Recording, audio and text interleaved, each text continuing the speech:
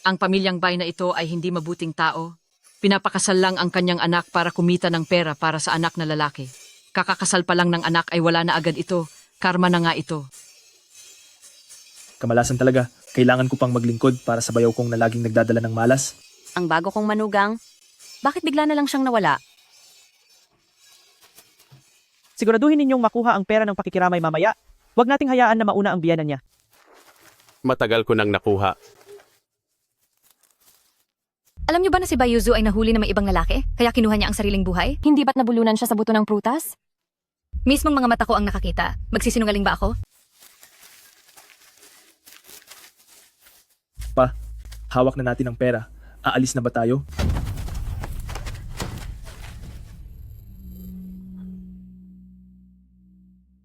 Old Bay, takpan mo na ito bilis.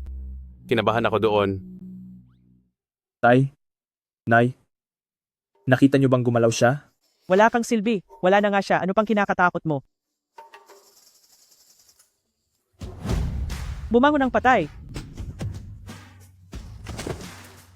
Bakit ako nandito? Pakakasal ka sa ayaw o sa gusto mo.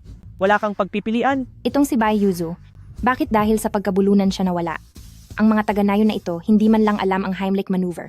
Anong taon na ba ito? Maligayang pagdating sa dekada 90. Noong dekada 90. Isa akong henyong designer mula sa ika-21 siglo at napunta ako sa katawan ng isa pang Bai Yuzu. Ang Paris Fashion Week ko, nawala na naman. Anong nayon? Anong lugar? Anong ibinebentang lugaw? Anak, wag mong takutin si nanay. Sa gitna ng araw, nakakita ako ng multo. Ay, Pangalawang tiyang, bakit ka nagmamadali? Wenyi, salamat at nakabalik ka na. Hala, sino siya? Tiyang, isa akong katrabaho ni Kuya Wenny, sumama ako sa kanya para sa pagtitipon sa pagkawala ng asawa niya. Anong lamay? Buhay ang asawa mo. Umuwi ka na. At tignan mo, si Yuzu ay biglang bumangon. Dali! Salamat po, pangalawang tiyang. Uuwi po ako para tignan. Nakakainis talaga. Siguro ito na ang anak ni John Wenyi. Multo! Sishi. Tao rin ako. Halika. Hawakan mo ako. Pareho lang tayo. May init ang katawan ko. Sishi. Sixy. Ex-Sishi. Sishi. Sino to? Naku, mas gwapo pa siya sa mga model sa Fashion Week. Tatay! Ito ba ang asawa ko? Napakaganda ng kapalaran ni Bai Yuzu. Hindi sayang ang pagpunta ko rito. Gusto mo bang maligo at magpalit ng damit?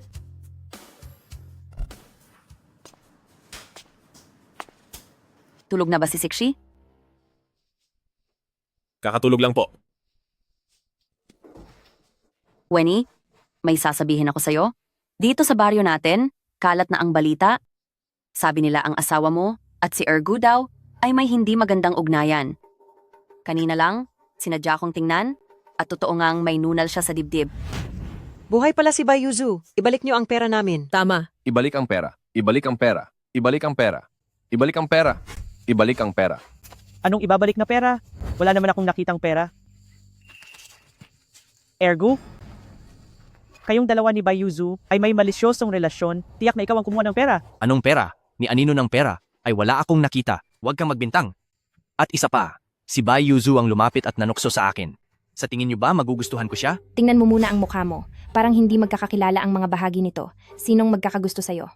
At sa inyong lahat, ang paggawa ng kwento at paninira ay nangangailangan ng ebidensya. Kung hindi ay mapupunta kayo sa presinto. Ebidensya? Ang nunal sa dibdib mo? Iyon ang ebidensya. Tama. Siya. May nunal siya sa dibdib. Nay, wag na kayong magsalita ng ganyan. Hindi dapat ito marinig ni Yuzu at lalong hindi dapat marinig ni Sishi. Alam ko. Pero ang asawang iyan, talagang hindi siya nararapat sa'yo. Wenny, isipin mo, paano pa haharap ang iyong ina sa mga tao rito sa baryo? At ang ating pamilyang Zan, paano pa siya makakaharap sa iba?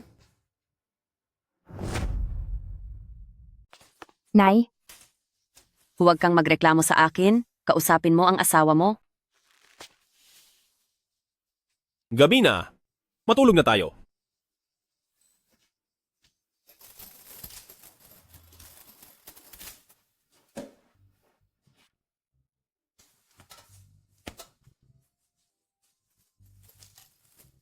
Mukhang kampante ka pa rin. bakit? Ano ba ang problema? Wala namang namamagitan sa amin ni Ergu.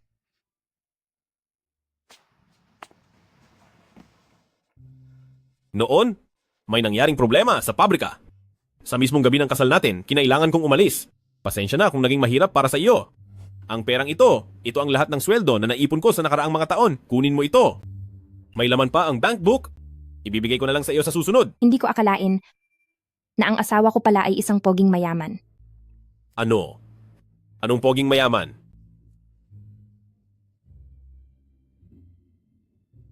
Ang lakas pa ng loob mo na layuan ako. Ayaw mong itabi ako sa pagtulog. Salamat sa pag-abot ng unan ko. Zan Wenyi, mayroon lang talaga akong nunal sa dibdib. Ang tingin mo ba talaga na may namamagitan sa amin ng iba?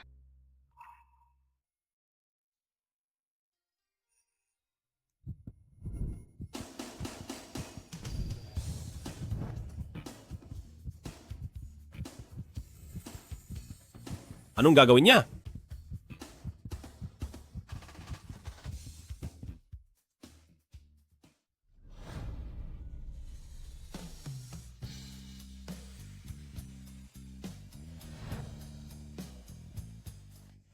Talaga namang kagabi, naging masyadong mapagod ang buong gabi. Kailangan kong regaluhan ang sarili ko. Yuzu, puntahan mo na si Wenyi sa pamilya mo. Nandoon siya sa bungad ng nayon. Nahihiya na nga akong sabihin eh.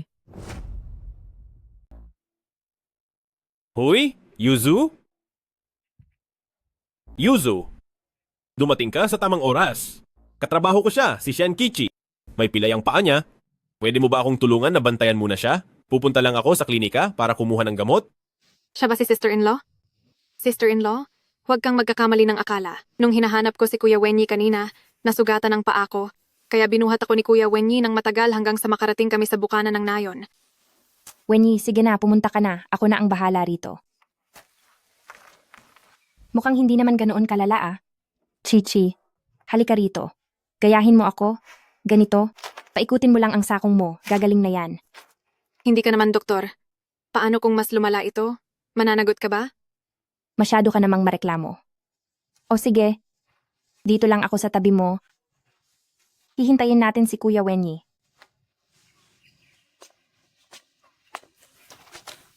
Ate Yuzu, pasuyo naman. Pwedeng paalalay? Sige ba?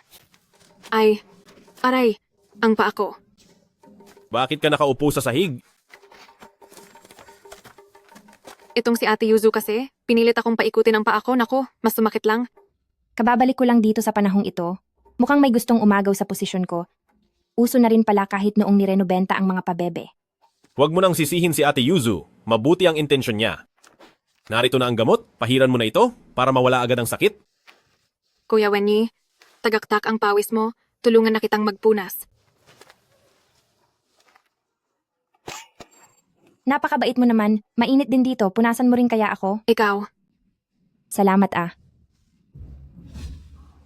Kuya Wenyi, tingnan mo siya. Mga taga-probinsya talaga. Walang pakialam sa kalinisan. Taga-probinsya rin ako. Kuya Wenyi, tingnan mo siya. Taga-bukid na nga. Wala pa talagang modo sa kalinisan. Taga-bukid din ako. Kuya Wenyi, hindi iyon ang ibig kong sabihin.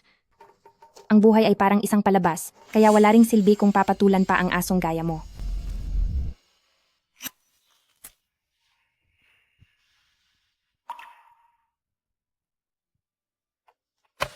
Bye, Yuzu.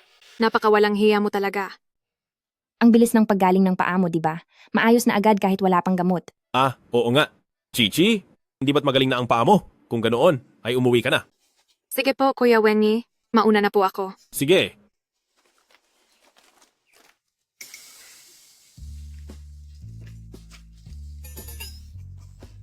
Umalis na siya. Hindi mo pa ba bibitiwan ang kamay ko? Ayos ka lang ba? Gusto mo bang pasanin kita pa uwi? Mukhang mahilig ka ngang magpasan ng tao. Bakit nakatunganga ka pa dyan? Pasanin mo ako.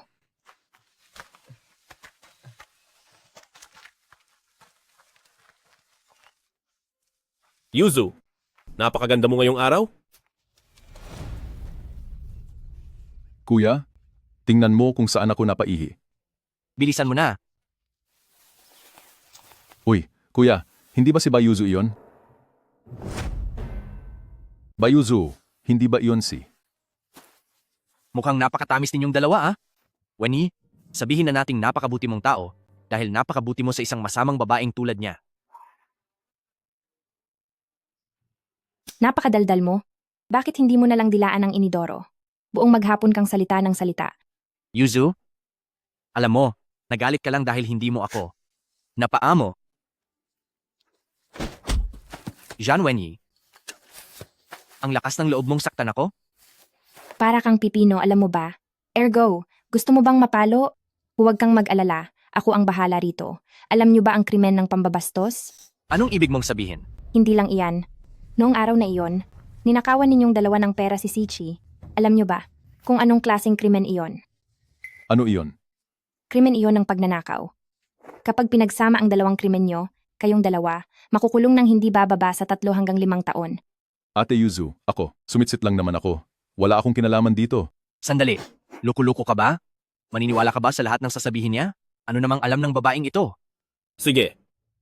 Pumunta na tayo sa himpilan ng pulisya ngayon para makita natin kung anong sasabihin nila. Akala mo ganoon lang kadali iyon? Kailangan mo ng ebidensya, alam mo ba? Tama. Kailangan ng ebidensya. Hindi ba't sinabi mo noong nakaraang araw na nakakita ka ng balat sa dibdib ko? Narinig iyon ng buong baryo. Sinabi ko ba iyon? Sinabi niyo po iyon, boss. Alam mo ba ang pinagsasabi mo? Nagmamayabang lang ako noon. Sino bang mag-aakalang meron ka talaga? Ate Yuzu, maawa na po kayo sa akin.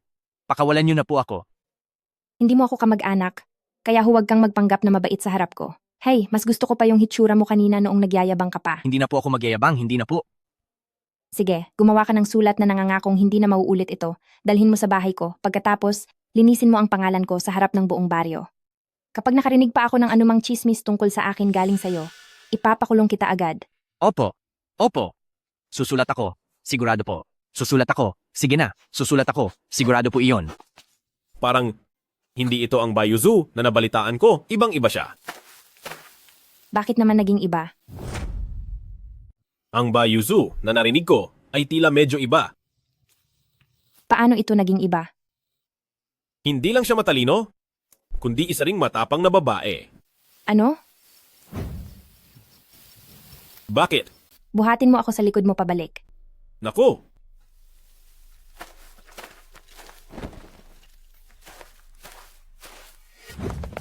Gu Shishi, lumabas ka rito. Gusishi, lumabas ka rito. Wala kang kuwentang bata. Sinaktan mo ang anak ko ng ganito. Bilisan mong lumabas. Maayos lang ba ang bata? Tingnan mo kaya ng sarili mo, bulag ka ba? Nasaktan din ang siksi namin. Huwag ka munang magpadalos-dalos. Pakinggan muna natin ang sinasabi nila. Dahil baka sa bandang huli ay hindi tayo ang nasa tama. Tia Lee, ano iyang sinasabi mo? Palagi mong binabanggit ang siksi, hindi mo ba alam na isa siyang ulila? Aling Pang, hindi niyo po pwedeng sabihin iyan. Ang siksi namin ay, anak ng yumaong kasamahan ni Wenyi, ituturing ko rin siyang sariling apo? Tia Lee, masyadong mabait ang iyong loob. Para sa akin, ang siksi na ito kasama ang masamang babaeng iyon ay dapat mo nang palayasin. Huwag mong sabihin ang Tia Yuzu ko ay isang masamang babae. Handa akong humingi ng paumanhin. Sandali lang.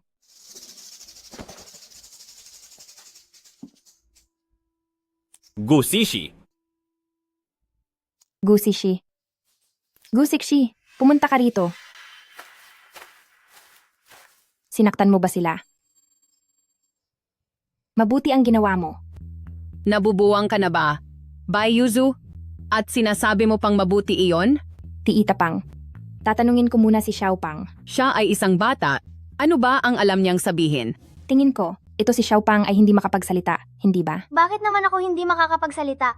Sabi ko ang Gusiksi ay isang ligaw na bata. Walang magulang. Walang modo ang batang ito. Tama ka. Anong sinasabi niyong tama? May mali ba sa sinabi ni Xiao Pang? Isa naman talaga siyang ligaw na bata. Ikaw, nagawa mo akong saktan? Ikaw, may lakas ka ng loob na saktan ako? Sasaktan kita kung kailan ko gusto. Kailangan pa ba nating magtakda ng petsa para doon? Hinto. Ikaw, Nay, pumunta po kayo sa kwarto ko at kunin niyo ang mga gamit sa loob ng drawer. ikaw.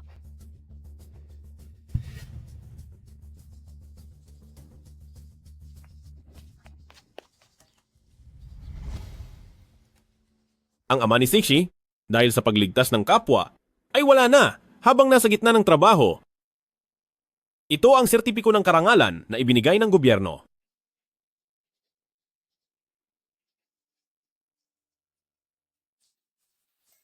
Ang maging mga magulang ni Sixi, ikinararangal namin ni Wenyi iyon. Isang masamang babaeng tulad mo, marunong rumespeto? Anong karapatan nyo para pagsalitaan ng tita ko ng ganyan? Bakit? Anong gagawin mo kung pagsalitaan ko siya? Narito pala kayong lahat. Go, siguraduhin mong matutulungan mo si Tii Tapang na ipagtanggol ang kanyang sarili. Sandali lang, Tita Pang. Mayroon akong sasabihin. Maghintay ka muna. Ngayong araw, lahat ng mamamayan ng Barangay Dafeng, makinig kayong lahat sa akin. Ang dahilan kung bakit ako narito ay para ipahayag ang isang mahalagang bagay. Pumunta ako rito ngayon dahil may sasabihin akong isang bagay. Tungkol naman dati, iyong mga chismis na sinabi ko, gawa-gawa ko lang iyon, lahat ng iyon ay kasinungalingan. Kaya pumunta ako rito para lang talaga taos-pusong humingi ng tawad. Kay Ate Yuzu. Simula ngayon, si Ate Yuzu ay ituturing ko ng sarili kong kapatid. Batiin nyo? Ate Yuzu. Opo. Simula ngayon, kapag nalaman ko na may nagkakalat pa ng isyong ito, parang kinalaban nyo na rin si Ergu. Naintindihan nyo ba? Narinig nyo ba? Ate Yuzu, ito ang aking sulat ng pangako. Tingnan mo. Ayos na ba ito? Pwede na. Tii Tapang, anong sinabi mo kanina? Wala po iyon. Bilisan mo, humingi ka ng tawad kay Sixi. Ma, bakit ako hihingi ng tawad sa kaniya? Humingi ka na ng tawad, bata ka. Alis na tayo. Kasinungalingan lang pala ang lahat. Mabuting tao pala si Bai Yuzu. Tingnan mo, mabuti ang pagtrato niya kay Sixi. Oo nga, ilan lang bang mga dalaga ang handang maging stepmom? Gabi na. Umuwi na po tayo. Ate Yuzu, utusan mo lang ako kapag kailangan mo. Tara na. Ako na ang mag-aayos nito. Tulog na ba si Sixi? Nag-aalala ako sa pinagdaanan ng bata ngayong araw. Tulog na siya? Sa nangyari ngayong araw, maraming salamat sa iyo. Anong sabi mo? Hindi kita marinig.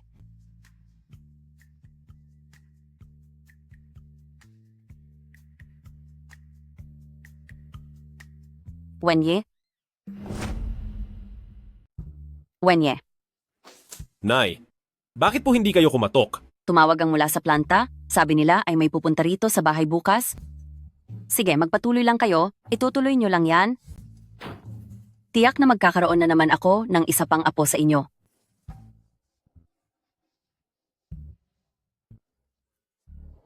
Ano sa tingin mo? Maganda ba ang pagkakagawa ko? Oo naman. O di ba? Tingnan mo to. Siguradong magiging sikat na sikat ito, sinasabi ko sa iyo. Kuya Wenyi, kailan ka ba babalik sa planta? Namimiss ka na ng lahat doon? Maging ako, miss na kita. Kapag natapos ko na ang mga gawain dito sa bahay, pupunta na agad ako roon. Kuya Wenyi, sinuot mo pala ang regalong polo ko sa iyo? Bagay na bagay sa iyo. Anong klaseng plastic bag ka ba? Ang galing mong magkunwari. Ang polong ito? Hindi ba galing ito sa planta noong nakaraang bagong taon bilang insentibo? Kaya naman pala, ang pangit ng itsura mo ngayong araw. Iniisip ko pa naman sana na ipag-init ka ng sabaw ng manok para lumakas ka. Hindi ko akalain na ang damit na yan ang nagpapaputla sa iyo. Ate Yuzu, akala mo ba ay marunong ka sa damit? Ang mga ginagawa mong damit, hindi naman maganda. Ano bang alam mo? Ito kaya ang pinakauso ngayon na bohemian style na tie-dye na shawl. Alam mo ba yon? Wala kang alam. Sa baba ng antas ng utak mo, walang saysay kahit ipaliwanag ko pa sa iyo. Kuya Wenyi, tingnan mo siya oh. Ang mga ginagawa mong damit, kahit ang basura sa planta namin, ay mas maganda pa rito. Kahit ibigay mo ito sa aso, hindi ito isusuot ng aso. Hindi ito tatalo sa basura ng pabrika namin. Kahit aso, ayaw itong suotin.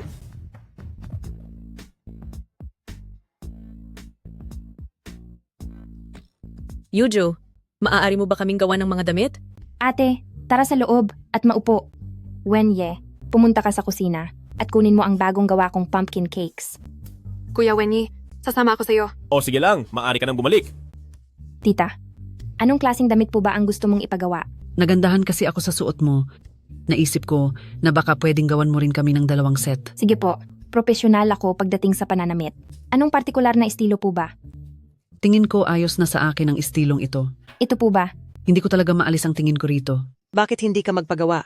Kay Yuzu ng isang Cheongsam? Siguradong hahanga sa'yo. Ang asawa mong si Mang Wang, kapag nakita ka niya, Nagbibiro ka ba? Anong itinatawan nyo? Parang ang saya nyo ata? Itong mga tita po, gusto po nilang magpagawa ng mga damit sa akin. Sige lang. Pero, wag mong pagurin ang sarili mo. Oo nga. Huwag kang masyadong magpagod. Tungkol naman sa mga damit namin, hindi naman kami nagmamadali. walang minamadali. Anong klase bang damit ang kaya niyang gawin? Ang paggawa ng ilang damit para sa akin ay napakadaling gawin. Kaya lang, kailangan kong bumalik sa bahay ng magulang ko para kumuha ng isang mahalagang bagay. Ikaw talaga. Gaano na ba katagal mula noong nawala ang nanay mo? Isang makinang panahi para makahanap ng asawa mula sa lungsod ng anak mo? Hindi ba sulit yon? Ma, wala akong pakialam. Kapag hindi ako nakapag-asawa, ayoko na ring mabuhay at hayaang ang ating pamilyang Bai ay mawalan ng lahi. Ikaw. Bye, Fendu. Magsalita ka naman. Ibebenta ba o hindi? Hindi pwedeng ibenta. Ma. Ito po ang dala ko galing sa lungsod na mga pagkain para sa inyo. Tikman nyo po. Sinong may gusto sa binili niyong mga pagkain at inumin sa lungsod? Ang kailangan namin ngayon ay isang biyana na galing sa lungsod. Kung ayaw mo niyan, huwag mong kunin. Ma, noong bagong kasal pa lang kami ni Yuzu, hindi ba binigyan namin kayo ng $2,000 na dote? Tsaka, nagdagdag pa ang nanay ko ng 500 para sa inyo. Dote? Tinanggap na namin ang doting iyon. Kaya kahit anong mangyari ay magpapakasal ka. Gusto mo man o hindi? Ma, ayokong magpakasal doon para lang maging pangalawang ina. Hindi ba't gustong-gusto mo itong makinang panahi ng lola mo? Kapag nagpakasal ka, itong makinang ito ay ibibigay ko sa'yo. Bayuzu, bakit ang dali mo namang mauto? Bakit? Naubos mo na ba ang perang nakuha mo sa pagbebenta sa akin? $2,000, wala lang yan. Kung hindi lang dahil sa biyenan mo, matagal na kitang pinalayas. Sige, ayos lang.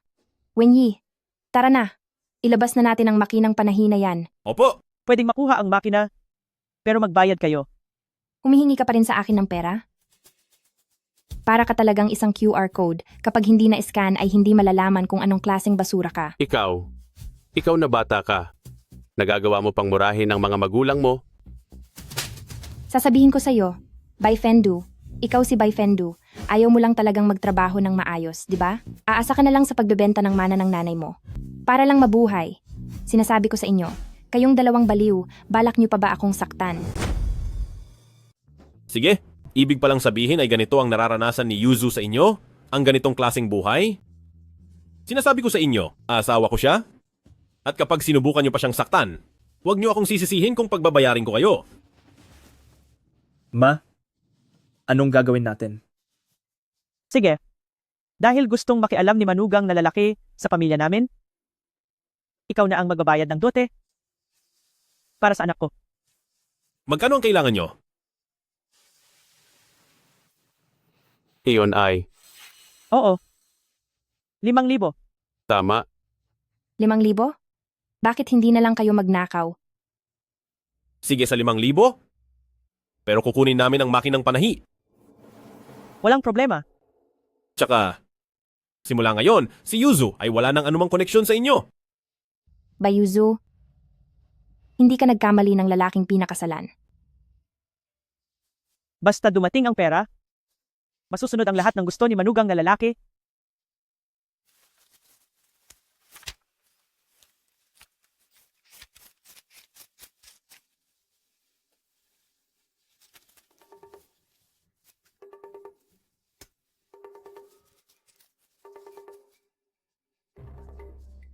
$2,000 pa lang ito.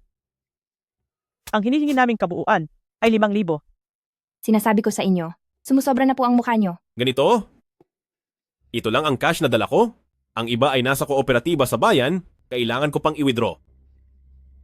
Sige, sasama ako sa iyo. Tara na.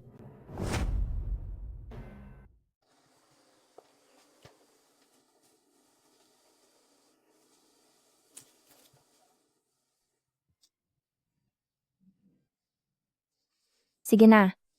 Madaragdagan pa ba ang bilang niyan? Sige na, sige na. May gagawin pa ako kaya aalis na ako. Mamaya, hayaan mong ang kapatid mo ang magdala ng makinang panahi sa bahay niyo. Anak, Wenye, ang perang ito, hindi ito maliit na halaga. Pero huwag kang mag-alala. Tiyak nakikitain ko rin ito pabalik.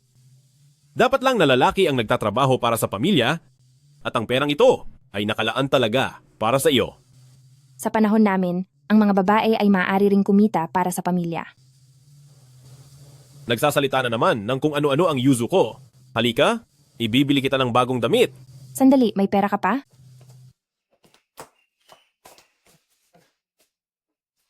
$80 ang damit na ito. Ito ay 70% polyester at may 30% bulak. Pangkaraniwang tela lang ito. Ikaw ba ang mas nakakalam o ako? Huwag mong hawakan kung hindi mo kayang bilhin. Hahawakan ko talaga ito. Heto. May nahawakan pa akong isa. Eto pa. Eto, hawak ko na naman.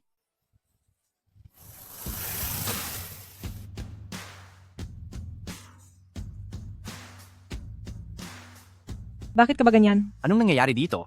Anong gulo ito? Huwag mong hawakan ang ate Yuzuko. Huwag mo siyang itulak.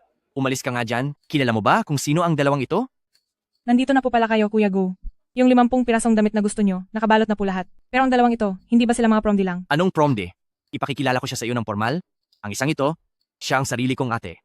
Magandang araw po, ate. Ergo, anong ginagawa mo rito?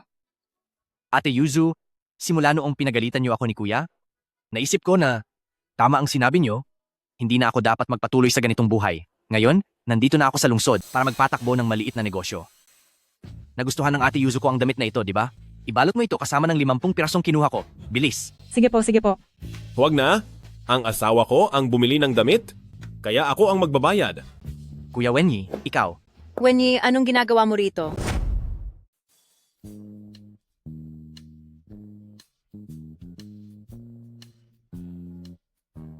Pinsan, anong ginagawa mo rito? Dinalaw ko lang kayo. Ipakikilala kita sa kanila? Ito ang aking pinsan, Zen Mail, at siya naman si. Siya ba ang asawa mong nabuhay ulit? Napakaganda naman niya. Ate, ikaw rin napakaganda mo. Ang suot mong damit? Hindi pa ako nakakakita niyan sa Barrio Dafeng. Galing ito sa bodega. Nang pinagtatrabahuan ni na Wenyi. Sobrang mura nito. Binili ko ito tapos ako na mismo ang nag-ayos. Tungkol doon, bakit wala akong alam? Kapatid ko, nagtatrabaho ka sa technical department. Paano mo malalaman ang tungkol sa bodega? Kuya Wenyi, narinig ko sa factory nyo, mayroon bang bagong factory director na dumating? Totoo ba? Kilala mo ba kung sino iyon? Napakamasunurin nitong kapatid ko. Paano naman niya malalaman yon? Hindi pa stable ang sitwasyon sa factory. Hindi ko muna sasabihin ako ang direktor. Ang mga nangyayari sa factory, dapat ay pinapahalagahan ng bawat manggagawa. Tatanungin ko para sa iyo mamaya. Salamat po, Kuya Wenyi. Iba talaga ang mga lalaki noong dekada 90. Mabait ang ugali. At guwapo rin. Halatang magiging mayaman hanggang ikatlong henerasyon.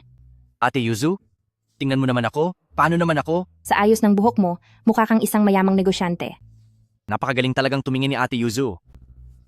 Kuya Go, ang 50 pirasong damit na ito, nakapak na po para sa inyo. Sige ate at boss, una na po ako.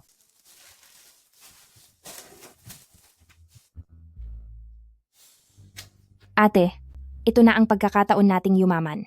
Ano? Masyado namang maalikabok dito. Ito ang amoy ng pera. Ate, ang galing nyo talaga. Kahit ang bodega ay napasok natin. May koneksyon kasi ang asawa mo na si ate. Bumalik muna sa trabaho si Wenyi, kaya pinauna na niya tayo para makapili. Narito lahat ng mga damit. Pumili lang kayo. Sa totoo lang, isinama ko ang kapatid ng asawa ko dito ngayon para kumuha ng marami. Kaya bigyan niyo naman kami ng diskwento. Sige ba? Salamat po. Plano kong kumuha ng 500 piraso. Yuzu, huwag ka namang magbiro ng ganyan. Paano naman natin mababayaran iyan? At saka, sa sobrang dami niyan, hindi naman natin mauubos suotin iyan. Ate, wag po kayong mag-alala. Kung kukuha ako ng 500 piraso, maaari niyo ba akong bigyan ng diskwento? Ang 500 piraso. Hindi ko na iyan desisyon. Kailangan nating itanong sa ating Section Chief Shen. Kung ganoon, samahan mo ako sa ating Section Chief Shen. Sige po, tara na. Sige, salamat.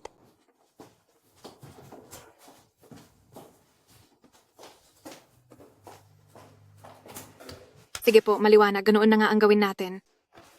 Section Chief Shen, may gustong bumili ng mga lumang damit. Bakit ikaw? Magkakilala kayong dalawa? Section Chief Shen, ito si Miss Bai. Balak niyang bumili ng 500 lumang damit. Sa pabrika namin, 2,000 piraso ang minimum na order. Walang ganyang patakaran, Section Chief Shen. Ngayon ay mayroon na. Sige. Hindi pa ako tapos. Dapat ay pare-pareho ang estilo ng 2,000 piraso. Hindi ba't pinahihirapan mo lang siya? Paanong magkakaroon ng iisang estilo para sa 2,000 piraso ng damit? Sabihin mo na lang kung bibili ka o hindi. Halata na ang balak mo. Hindi sa ayaw mong magbenta, kundi ayaw mo lang magbenta sa akin. Si Bai Yuzu. Tama ka. Section Chief Zhang, maaari pa ba tayong humanap ng iba? Maliban sa bagong manager, si Section Chief Shen lang ang may say rito. Saan naman tayo hahanap ng bagong manager? Hayaan mo na ate. Hindi na tayo bibili. Mabuti pa nga, kahit papayagan kang bumili, saan ka naman kukuha ng pera? Pasensya na sa nangyari. Section Chief Shen, nakabala pa po kami sa oras nyo. Sige, lumayas na kayo. Section Chief Shen. Tungkol sa bodega, parang nagsisiyasat na ang bagong manager. Kailangang maibenta agad ang mga kargamentong ito. Sige. Masuwerte kayo ngayon. Ang mga gamit na ito, ibebenta ko na sa inyo ng mura. Kung ganoon, pag-usapan natin ang presyo. $10,000, kunin nyo na. Ate, tara na. O sige, magbigay kayo ng presyo. May mga amag na ang mga damit na ito. 500, bibilhin ko na. Nasisiraan ka na ba ng bait? Section Chief Shen. Ibenta na natin sa kahit anong presyo. Hindi pwede. Masyadong maliit ang 500. Kailangan mong dagdagan kahit konti. Sige ba, bibigyan kita ng $520. Pero, maibibigay ko muna sa iyo. Ay 250 at ang matitirang pera ay ibibigay ko pagkalipas ng 1 linggo. Sige. Total ay inaamag na rin naman ang mga damit na ito. Tingnan natin kung anong gagawin mo. Nandito na pala kayo? Mas nahuli pa kayo sa akin sa pag-uwi. Handa na ang hapunan. Wala ba kayong nagustuhang mga damit? Ang asawa mo, bumili ng 500 piraso ng mga damit mula sa factory niyo na inaamag na. Bumili?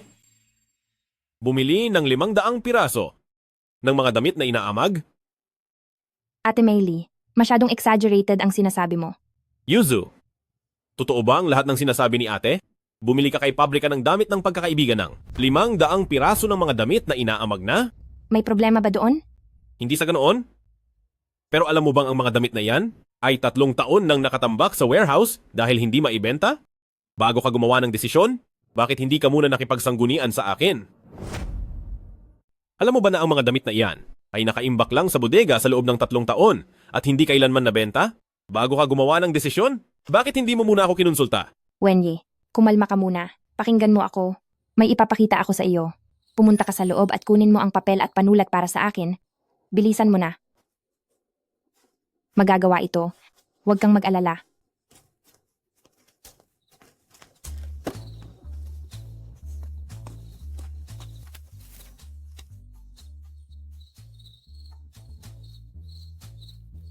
Tingnan mo. Yuzu, napakaganda ng disenyong ito. Tingnan mo, Wenny. Yuzu, marunong ka palang gumuhit ng disenyo ng damit. Ito na ang pinakasimpleng disenyo na gawa ko. Uy, naisip ko na ang 500 piraso ng damit na ito ay babaguhin natin base sa disenyong ito at pagkatapos ay ibebenta natin. Sige. Ate Yuzu, nandito na ang mga gamit. Grabe, nagsimula na kayong magtrabaho ng maagang maaga. Isinama ko rito ang asawa ni ate para magtulong-tulong. Mas mabilis ang gawa kapag marami tayo. Tama. Yuzu, napakalakas ng loob mo sa proyektong ito, kaya kaming mag-asawa ay talagang susuporta sa iyo. Walang problema. Napakabuti mong kapatid. Ito na ba ang mga damit? Bakit nakatunganga ka lang? Magtrabaho na tayo. Sige, simulan na.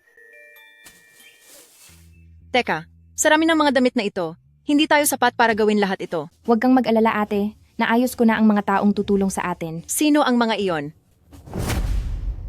Yuzu, nandito na po kami. Mga tiya, ngayon, hati-hatiin muna natin ang mga trabaho rito. Tia Li, Tia Wang, kayo ang maglalaba. Pagkatapos Tia Zhao, ikaw naman ang magtatabas ng mga tela. Opo, masusunod po. Uy, Ate Yuzu, paano naman ako? Ano, sige, ikaw na ang bahalang magsampay ng mga damit. Sige mga tiya, pasok na tayo sa loob para kuhanin ang mga gamit. Bilis, tara na.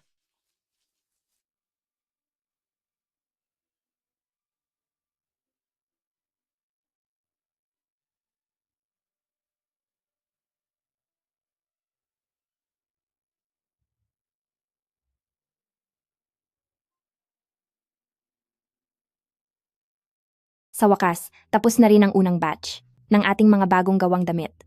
Panahon na para ipakita ang mga ito sa merkado. Yuzu, masamang balita. Di ba halos tapos na ang ating mga damit? Kasi kaninang hapon kami ni Tian Liang pumunta sa bayan para magtingin-tingin sa mga pamilihan. Pero hindi namin alam kung saan nagsimula ang balitang ito. May kumakalat na sabi-sabi na may mga amag daw ang mga damit natin, kaya wala nang gustong bumili. Hindi maaari. Ang tinitinda namin dito sa aming clothing store ay pawang mga branded na damit. Ang inyong mga amag na damit ay hindi namin kailangan. Sinong nagsabing ang aming mga damit ay amag? Iyon, ang sabi ng mga tao sa pabrika ng damit ng pagkakaibigan. Anong pinagsasabi niyo? Andiyan ka na pala. Section Chief Shen, hindi ba't ikaw ang nagsabi na lahat ng mga damit nila ay amag na at hindi namin ito matatanggap? Kung ganoon ang mga amag na damit na ito, ay galing din sa inyo sa pabrika ng damit ng pagkakaibigan na ibinenta nyo sa amin. Bayuzu, ang binibenta namin ay puro branded na damit. Pero pag kayo na ang nagbebenta, nagiging hamak na peking produkto na lang ito. May 2 araw pa. Hihintayin ko ang balanse nyo. Ibibigay ko iyon sa iyo. At ipapakita ko rin sa iyo kung ano ang tinatawag na pinakamahusay na tindera.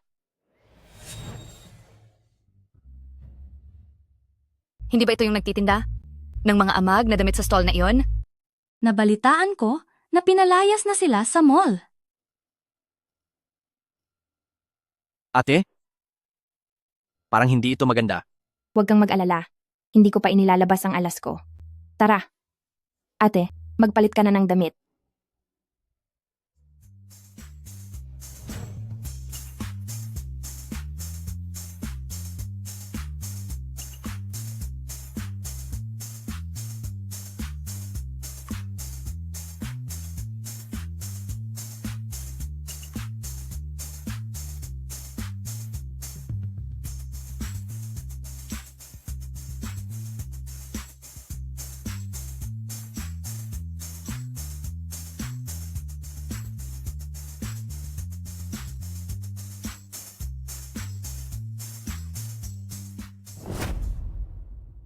Lapit na kayo, tingnan nyo ito. Kapag isinuot nyo ito, kayo na si Wang Zuxian. Isusuot nyo ito. At kayo na si Lin Qingxia. Lapit na kayo, tingnan nyo ito. Napakaganda naman ng mga damit na ito. Halina kayo at tingnan nyo ito. May mas magaganda pa kaming mga damit dito. Puro naman amag ang mga damit na iyan. Aling, kung may makita man kayong kahit isang amag sa mga damit ko, babayaran ko kayo ng 10 beses. Talaga ba? Totoo po. Opo, totoo po iyan.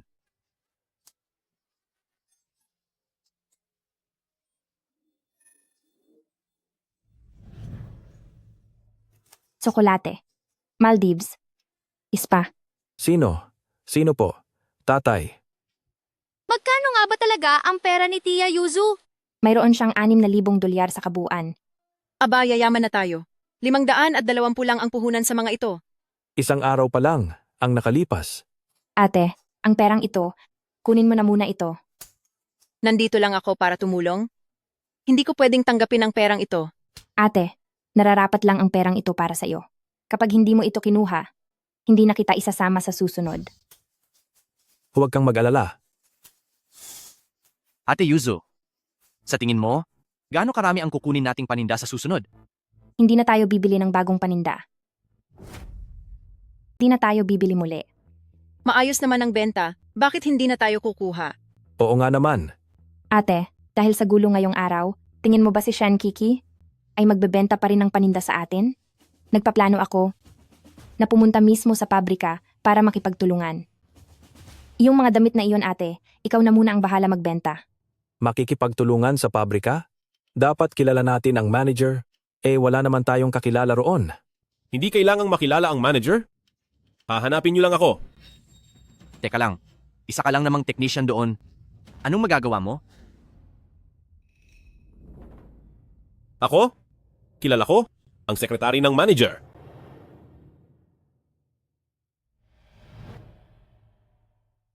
Director John, ito po ang authorization letter mula sa inyong asawa. Pero bilang isang personal designer, ang 50-50 na hatian, hindi po ba masyadong malaki iyon?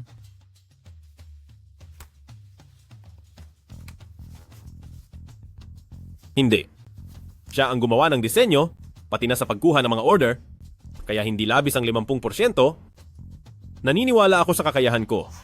Nga pala, kapag nasa labas tayo, huwag niyo akong tatawaging manager.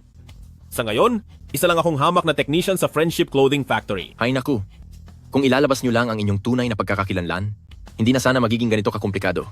Sa ngayon, ang problema sa mga natambak na damit sa warehouse ay hindi pa nasosolusyonan. Hindi muna ako. Pwedeng magpakilala ng basta-basta. Wow, masyado yatang moderno ang suot mo ah. Posible kayang nag-soul travel ka rin kasabay ko? Hindi ko alam kung paano ka nakapasok sa pabrika natin. At may pa-personal designer collaboration ka pa. Tunay akong nag-aral sa lungsod ng maraming taon. Sa anong karapatan mo? Dahil ang mga idinesenyo mong damit ay hindi mabenta, pero nang ako na ang nagdisenyo, lahat ng mga nakatambak na damit sa pabrika ay naubos. Ikaw. Talento ba talaga ang tawag doon? Tingin ko ay swerte lang ang ginagawa mo. Gusto mo bang magkaroon tayo ng kompetisyon? Para makita kung sino talaga. Ang mas mahusay na designer? Okay lang. Baguhan lang din naman ako sa pabrika, kaya gusto ko ring makita kung ano ang kaya ng mga designer dito sa pabrika ng damit ng pagkakaibigan. Pero kapag natalo ka, kailangang maging estudyante kita. Utusan lang kita sa mga gawaing bahay. Sige. Pero kung ikaw ang natalo, lumayas ka dito sa pabrika ng damit ng pagkakaibigan. Hindi mangyayari iyan. Imposibleng mangyari iyan. Dahil sa ngayon, sobrang galing ko.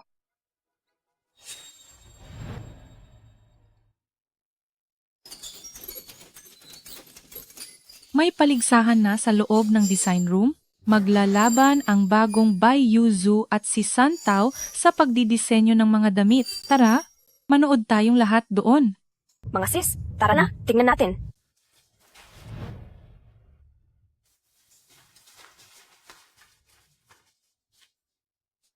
Ang daming tao ah. Mas masaya pa ito kaysa sa Paris Fashion Week. Mayroon bang sino man sa inyo na gustong maging modelo ko para isukat ang idinesenyo kong mga damit? Hay naku, akalain mo namang ang galing na niya. Pinapayuhan kita na sumuko ka na agad. Hindi naman nakakahiya yon. Ang daldal mo, mas marami pang salita kaysa sa patalastas sa TV. Sekretaryo Wang, tungkol sa bayaw mo, hindi ba't matagal na niyang gustong makapasok sa factory? Manager, gusto ko sanang tulungan si ma'am, pero itong mga damit na to ay...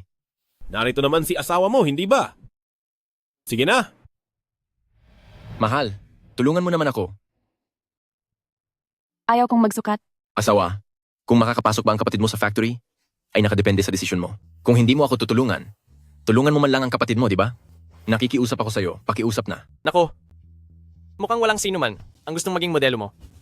Kaya ngayon, idinedeklara ko na ang Yui Clothing Factory. Sandali. Handa akong maging modelo para kay kasamang bay. Salamat sis. Walang hiya ka.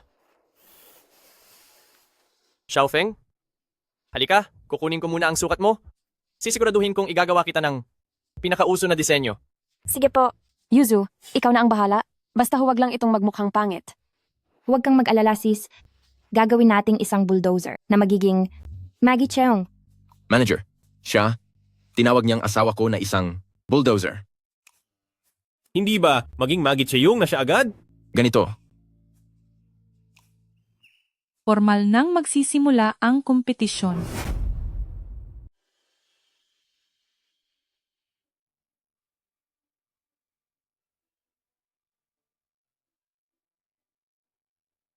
Ang teknik ni Master Sun ay sadyang kahanga-hanga. Karapat-dapat nga siyang maging punong dalubhasa ng ating pabrika.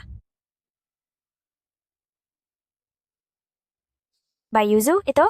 Bakit ang ikli ng pagkakagupit sa damit? At hindi pa pantay ang tabas? Maaari pa bang isuot ito? Factory Director, itong bulldozer ay naging tila traktor na lang.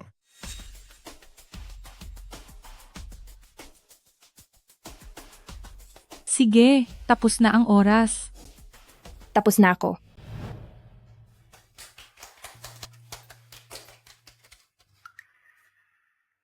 Sandali. Sister-in-law Wang, napakaganda naman nito. Sadyang napakaganda nga. Factory Director, ito? Asawa ko ba talaga ito? Tila naging magityong na siya talaga. Bayuzu, napakaganda ng disenyo mong palda. Pagsuot ito, parang nagbago ang buong pagkatao niya. Ito. Paanong nangyari ito? Santao, ang pinakaimportante para sa isang designer ay ang ipakita ang natatanging ganda ng bawat tao. Ang damit na ito, itinaas ko ang sukat ng baywang. At kasabay nito, yung mga sobrang bahagi sa laylayan ay tinabas ko hanggang sa itaas ng tuhod. At nagdagdag din ako sa bahagi ng leeg, ng mga puting elemento, para mas maipakita ang ganda ni sister-in-law Wang at ang perpektong sukat ng kanyang katawan ng lubusan. Ano sa tingin mo? Nagustuhan mo ba? Anong masasabi mo? Nagustuhan mo ba? Gusto ko. Gustong-gusto ko. Kasamang bay, sa susunod na magdisenyo ka ng mga damit, pwede po ba na ako naman ang unang sumubok? Ako rin po, gusto ko rin. Walang problema. Santao, anong klase bang damit ang idinisenyo mo para sa akin?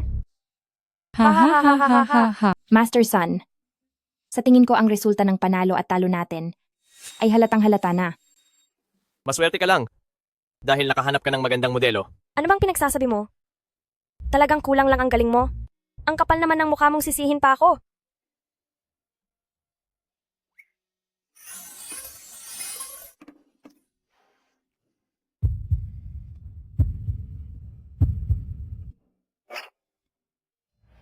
Ang tag-init ay dahan-dahang lumilipas, may iniiwang maliit na sikreto. Hoy, huminto ka. Aray!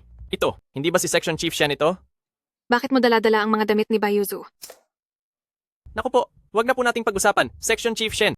Hindi po ba nitong nakaraan ay nakipagpustahan ako kay Bayuzu at natalo ako? Kaya ngayon ay libre ang trabaho ko para sa kanya. Hindi muna po ako makakatulong sa inyo nitong mga araw, Section Chief Shen. Hindi. Bakit ka ba nakikipagpustahan sa Bayuzu na iyon? Nakipagpusta ka? Alam ng buong planta na ikaw ang kanang kamay ko. Pumunta ka doon para maging alalay niya. Paano na ang mga ipapagawa ko sa iyo? Hindi pwede ito. Saan ko ilalagay ang mukha ko niyan? Sinasabi ko sa iyo, ibaba mo ang mga iyan. Hindi po pwede ito, Section Chief Shen. Malakas na ang impluensya ni Bayuzu ngayon. Dapat tayong makisama ng maayos sa kanya. Napakatatakot mo. Napakahina mo. Sige, kung matapang ka talaga, sumama ka na lang kay Bayuzu habang buhay. Si Bayuzu na taga-nayon na iyon, wala namang pinag-aralan at hindi marunong bumasa, pero ang lakas ng loob na tumira dito sa loob ng planta. Mula nang magising siya mula sa kamatayan, ay tila mas naging matalino na siya. Siguradong may kakaiba dito. Tada! Isang laro lang, nakakuha agad ako ng isang manggagawa. Ang husay ko, di ba? Oo. Talagang napakahusay mo. Ngayon, kilala na ang kakayahan ko kahit saan. Uy! Sasabihin ko sa'yo, iyong boss Yang ng department store. Nagpasabi siya kay Ate Maylie na gusto niya akong makausap sa susunod na linggo para pag-usapan ang pakikipagtulungan. Oh, tamang-tama yan. Di ba nakipagkasundo ka na sa pabrika? Para sa 50-50 na hatian? Oo naman. Sa tingin ko nga, sobra-sobra na ang husay ko. Ilang araw pa lang ako sa pabrika ninyo. Pero nabigyan ko na agad kayo ng napakalaking negosyo. Sakto, dahil ayos na ang matitirhan mo. Halika, ilibot kita rito sa pabrika.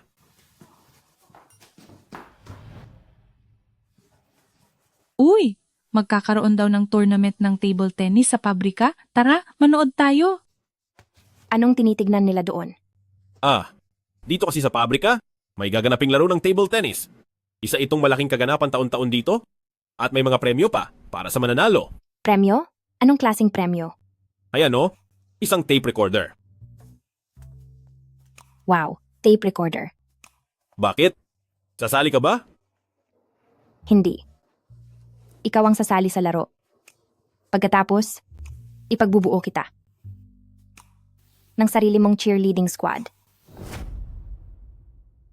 Sinasabi ko sa inyo, yung asawa ko, dahil lang hindi nagbigay ng regalo, hanggang ngayon ay laborer pa rin, hindi siya ma-promote. Hey! Ang asawa ko namang si Kyang Zi ay hindi rin mahilig magregalo, kaya kahit sa pinto ng head ng opisina ay hindi makapasok. Mga sister-in-law, sa harap ng ganitong hindi patas na pagtrato, hindi nyo ba naisip na lumaban? Paano naman kami lalaban? Ngayon na ang pagkakataon. Bago ka lang ditong casual na manggagawa, anong pagkakataon ang sinasabi mo? Ang mga asawa natin, hindi ba't nasa iisang table tennis team sila? Sa pagkakataong ito, kakalabanin nila ang grupo ni Santao na puro mga sip-sip sa boss. Ito na ang oras para kaming mga kababaihan ay manindigan. Tama ka. Oo, tama. Kaya naman, iminumungkahi ko na bumuo tayo ng isang cheerleading squad. Anong klaseng squad? Makinig kayo sa akin. Ang tinatawag na cheerleading squad ay magsusuot ng magagandang damit at sasayaw ng 1, 2, at 3, 4.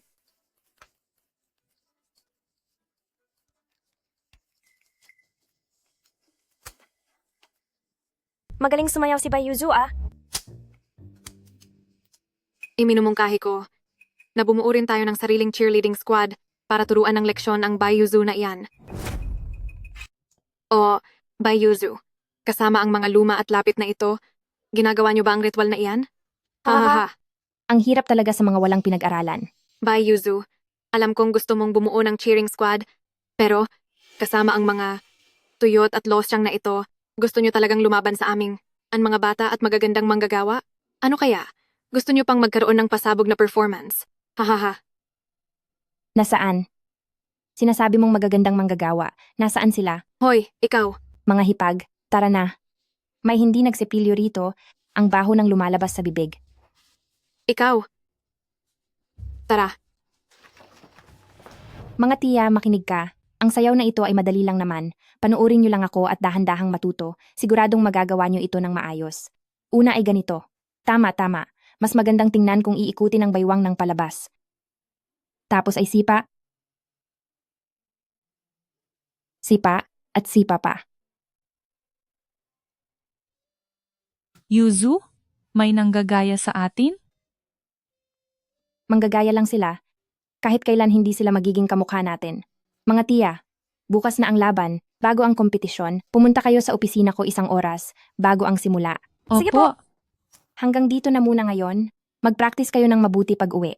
Galingan natin. Galingan natin.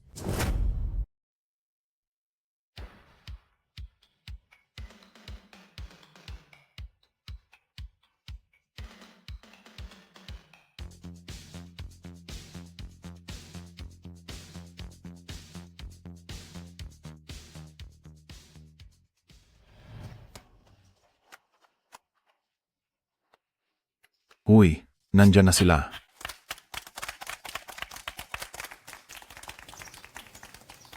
Hoy!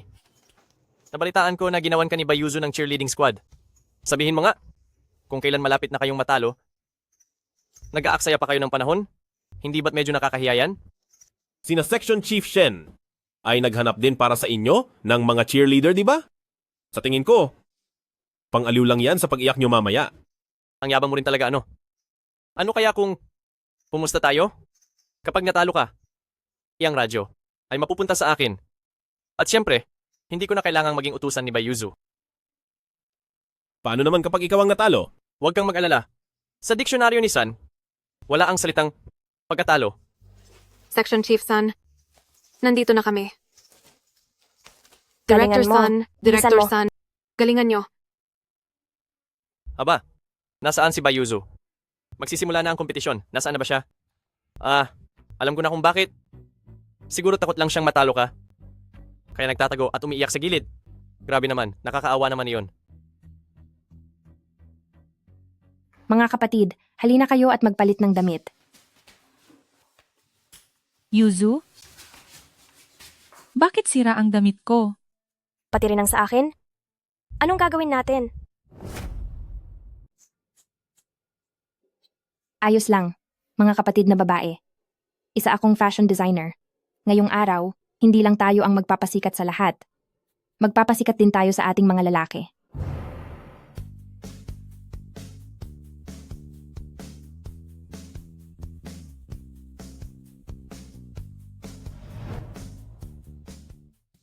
John Wenyi, nakikita mo ba yan? Sumasayaw na ang mga cheerleader ko. Nasaan na ang sa inyo? Nagsimula na ang oras ng paligsahan. Ihintayin pa ba natin? May natitira pang 1 minuto? Bakit ba kayo nagmamadali? Section Chief Shen, ang ganda mo ngayong araw. Ang galing din ng mga cheerleader mo. Binibigyan nila ako ng dangal. Kuya Wenyi, bakit wala pa rin si Ate Yuzu? Huwag kang mag-alala. Mapupurihan ka pa rin namin. Nandito na kami.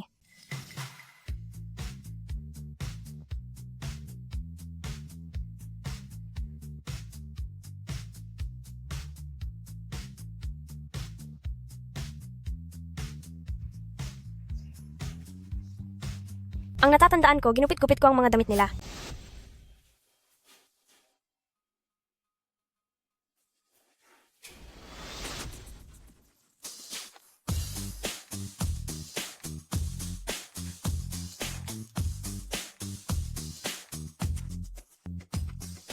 Napakawalang hiya.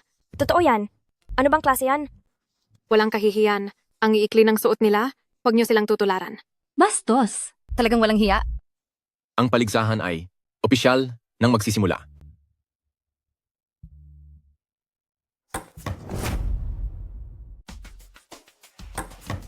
Kaya nyo iyan. Kaya nyo iyan. Kaya nyo iyan. Kaya niyo iyan. Kaya niyo iyan. Kaya niyo iyan. Kaya niyo iyan. Kaya niyo iyan. Kaya nyo iyan. Kaya nyo iyan.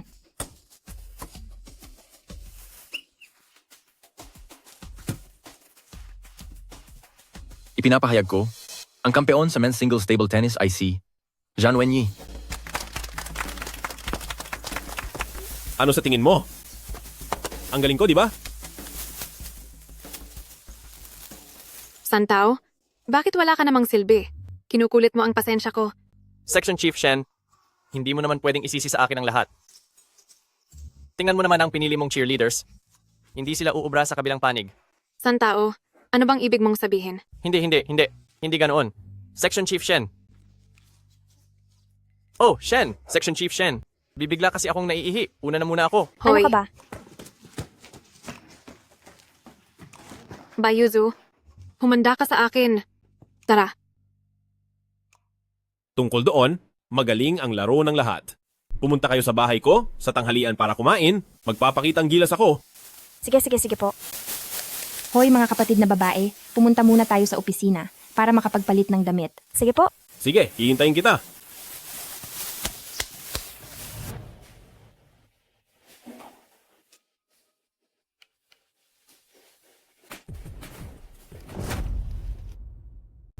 Napakahusay ng pinakita natin ngayong araw. Totoo, talagang napahanga natin ang lahat. Ang gaganda rin ng mga damit na dinisenyo mo, Yuzu. Kung talagang nagustuhan po ninyo, iyon ang mas mahalaga. Yuzu, anong nangyari sa'yo? Napakagaling ng ginawa mo. Kailan mo ako tuturuan? Pumunta ka sa technical department sa susunod, sabay tayong mag-ensayo. Naku, lagot. Masamang balita. Masama ito, Wenyi, si Yuzu. Nakapakit ng bubog si Yuzu sa loob ng sapatos niya. Ano? Mga bubog po. Tabi. Sobra na ito. Masakit ba? Ayos lang. Dadalhin kita sa ospital. Sandali, huwag kang mag-alala. Hindi naman malalim ang sugat. Pero mga bubugi yun. Paano kung bumaon sa loob? Siguradong sinadya ito. Imbestigahan nyo iyan. Opo, gagawin ko na agad.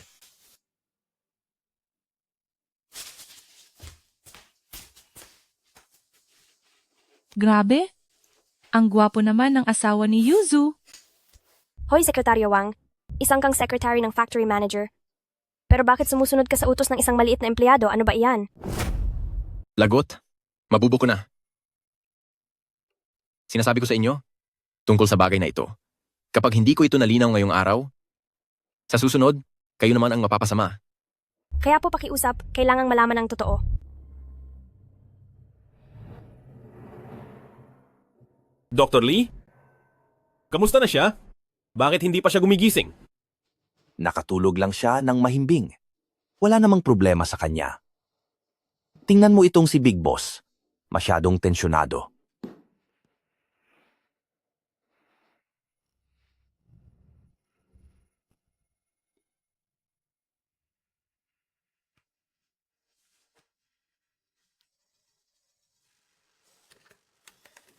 Nalaman na ba? Sinong gumawa nito?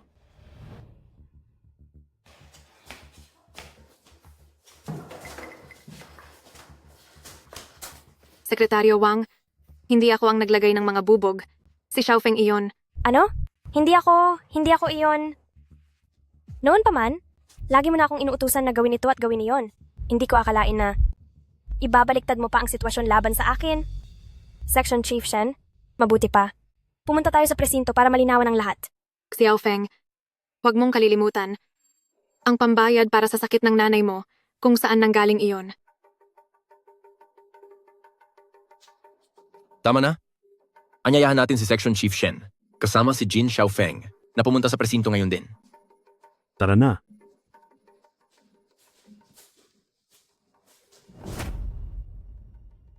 Section Chief Zhang, masama ito? Kinuha si Shen Kiki. Ungas.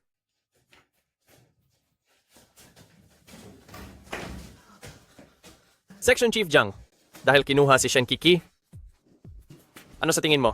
Kung sakali mang mabuko ang ginagawa nating pagbebenta ng palihim? Posible bang madala rin tayo sa kulungan? Dahil lang sa isang bubog, naging ganito. Nakalaki ang problema natin. Kaya ano na ang gagawin natin, Chief? Ayos lang ito. Noong nakaraang buwan, bumili si Bai Yuzu sa sales department ng isang batch ng lumang stocks. Kapag nagtanong na ang mga nakatataas, sasabihin nating pakana ito ni Bai Yuzu. Kasabwat si Shen Kiki. Hi, salamat. Magiging madali na ang lahat kung ganoon. Pero, ano ba talaga ang koneksyon nitong si Bai Yuzu? Ano ba ang pinagmulan niya? Di ba't ang kumpanya natin ay nagtatanggal ng mga empleyado? Pero bakit pa rin siya nakapasok dito? Tinanong ko na yan kay Sekretaryo Wang. Sabi ni Sekretaryo Wang wala itong koneksyon dahil lang iyon sa huling batch ng mga produkto, nagampanan niya ang pagbabago nito.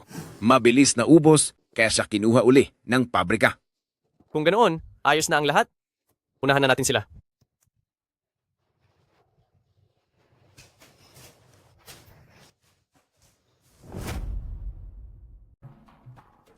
Shen Kiki, may gustong bumisita sa iyo. Kuya Wenny?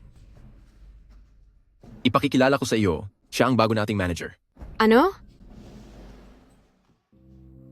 Kuya Wenny, nagawa ko lang yon dahil sa galit ko kay Bai Yuzu. Ako ang naglagay ng mga basag na bubog. Pakiusap po. Pakiusap po sa pulis. Napalayain na ako rito. Hinding-hindi ko na muling lalakipihan si Ate Yuzu. Kichi? Tungkol sa mga bubog? Pag-usapan natin yan mamaya. Ngayon, ang gusto kong malaman, tungkol sa departamento mo sa benta at ang iligal na pagbebenta nyo ng mga lumang stocks. Section Chief Shen, mag-isip ka ng mabuti bago ka sumagot. Talagang hindi ko po alam. Ang tungkulin ko lang ay maglabas ng mga damit mula sa warehouse. Tungkol sa ibang mga bagay, ang pakikipag-ugnayan ni Section Chief Zhang kay Santao. Hindi naman malaki ang nakukuha kong pera doon. Kiki, pwede ka nang makalabas ngayon. Pero kapag nakalabas ka na, mayroon kang dapat itulong sa akin. Sa sandaling makalabas ka, bantayan mong maigi ang mga kilos ni na Section Chief Zhang at ni Santao. Humanap ka ng paraan para makakuha ng ebidensya sa iligal nilang negosyo. Sige po. Kuya Wenyi, bigla kong naalala, yung mga huling dinalang gamit ni Ate Yuzu, hindi dumaan sa accounting. Dito po sa amin dumaan. Ano? Yuzu, ngayong nakabalik ka na sa planta, naging maayos na uli ang lahat. Sa pagkakataong ito, siguradong ang Shen Kiki na yon ay hindi na mangangahas na istorbohin ka pa. Ate, wag mo na akong asarin. Halika, puntahan natin si Boss Yang para pag-usapan ang malaking deal. Maghanap. Santao, anong ginagawa mo? May nag-report sa amin. Sabi nila ay binebenta mo ang mga lumang gamit ng planta. Tiyak na may ebidensya sa loob ng kwarto mo. Maghanap na kayo agad. Sinungaling ka. Paano mo nasasabing na ibebenta pa ang mga nilulumot na damit na yan? Ang mga nilulumot na damit na to, hindi ba't ikaw mismo ang nagbenta sa kanila? Oh. Tingin ko ay may kakuntsaba ka sa labas. Anong kakunsaba ang sinasabi mo? Hindi ba sina Yuzu at Wenyi ay mga ordinaryong empleyado ng inyong kumpanya? Pareho silang may tinatago. Naintindihan mo? Noong binili ko ang mga damit sa planta, alam yon ng buong planta. Mayroon kaming mga bill at resibo para rito. Iyang resibo mo ang talagang hinahanap namin. Iyang resibong hawak mo ay hindi pa dumaan sa aming accountant. Bilis, hanapin nyo na! Sino ang nagbigay sa inyo ng pahintulot na maghalungkat? Kayo? Umalis ka sa dinaraanan ko!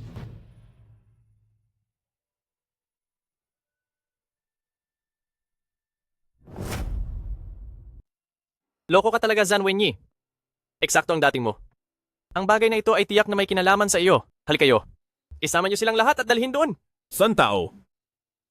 Sino ang nagbigay sa iyo ng karapatang manghuli ng tao? Ang usaping ito ay ang malaking bagay na kasalukuyang iniimbestigahan ng bagong factory director mula sa planta. Siyempre, ang bagong director ang nagbigay sa akin ng karapatang ito. Wenyi, walang kinalaman ang bagay na ito sa iyo. Kaya huwag kang makisali rito. Tama.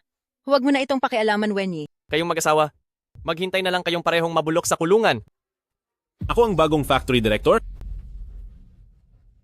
Bakit hindi ko alam iyon? Ikaw pa ang magiging bagong director? Kung ganoon ay mayor na rin ako.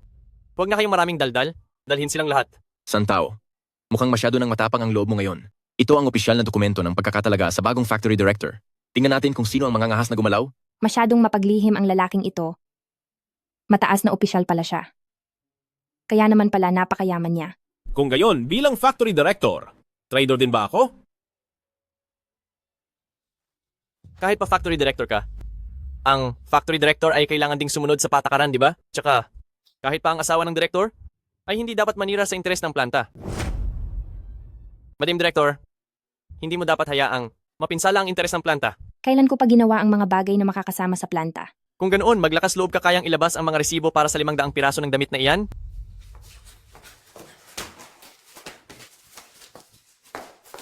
Narito ang mga dokumento. Mismo ang planta ang nagbigay nito. Sigurado kong si factory director mismo ang nag-issue nito sa iyo. Ang mga resibong ito ay hindi kailanman naitala sa accounting. Ngunit si Section Chief Shen mismo ang nag-abot nito sa amin. Si Section Chief Shen? Wala na si Section Chief Shen doon? Sino ang nakakaalam kung magkakonsaba kayo? Yuzu, huwag kang matakot. Ang bagay na ito ay aayusin ko agad. Pasensya na kung nitong mga araw ay kailangan mong magtiis. Mag-iingat ka rin habang nasa labas ka. Kung ganoon, pakiusap, Madam Director. Sumama ka sa amin sandali. Dalhin na siya. Kaya kong maglakad ng mag-isa.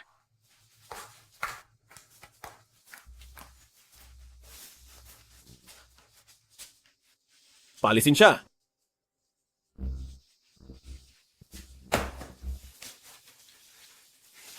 Factory director, dinakip na po ang asawa ninyo. Mag-imbestiga ka? Alamin ang katotohanan hanggang dulo. Chief, baka matukoy na ni Zan Wenyi ang ginawa nating dalawa. Napakahina mo naman. Bakit ka ba nagmamadali?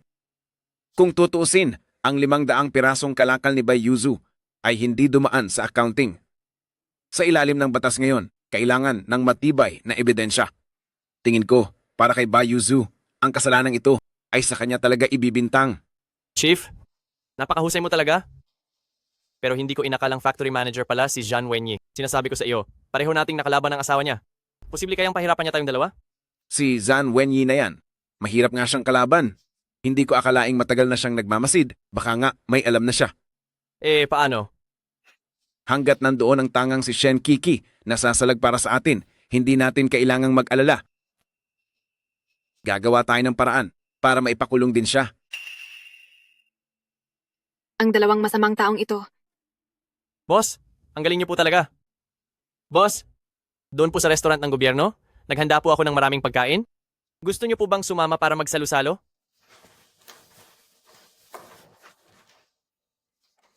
Nitong mga nakaraang araw po, pasarap ng pasarap ang luto doon.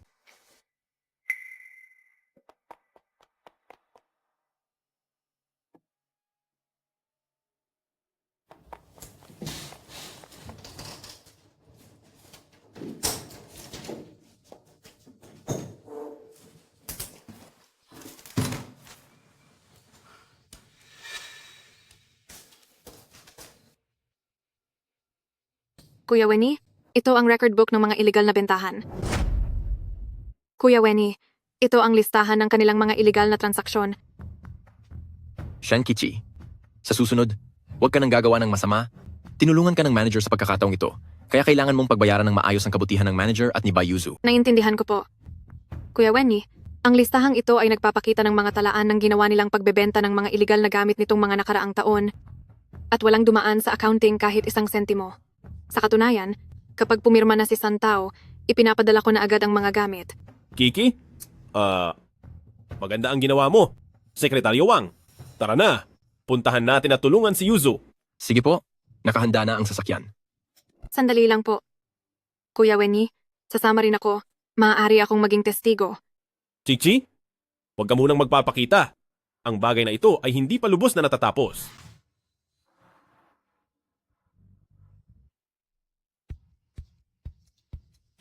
Yuzu. Yuzu, pasensya na at nahuli ako ng dating.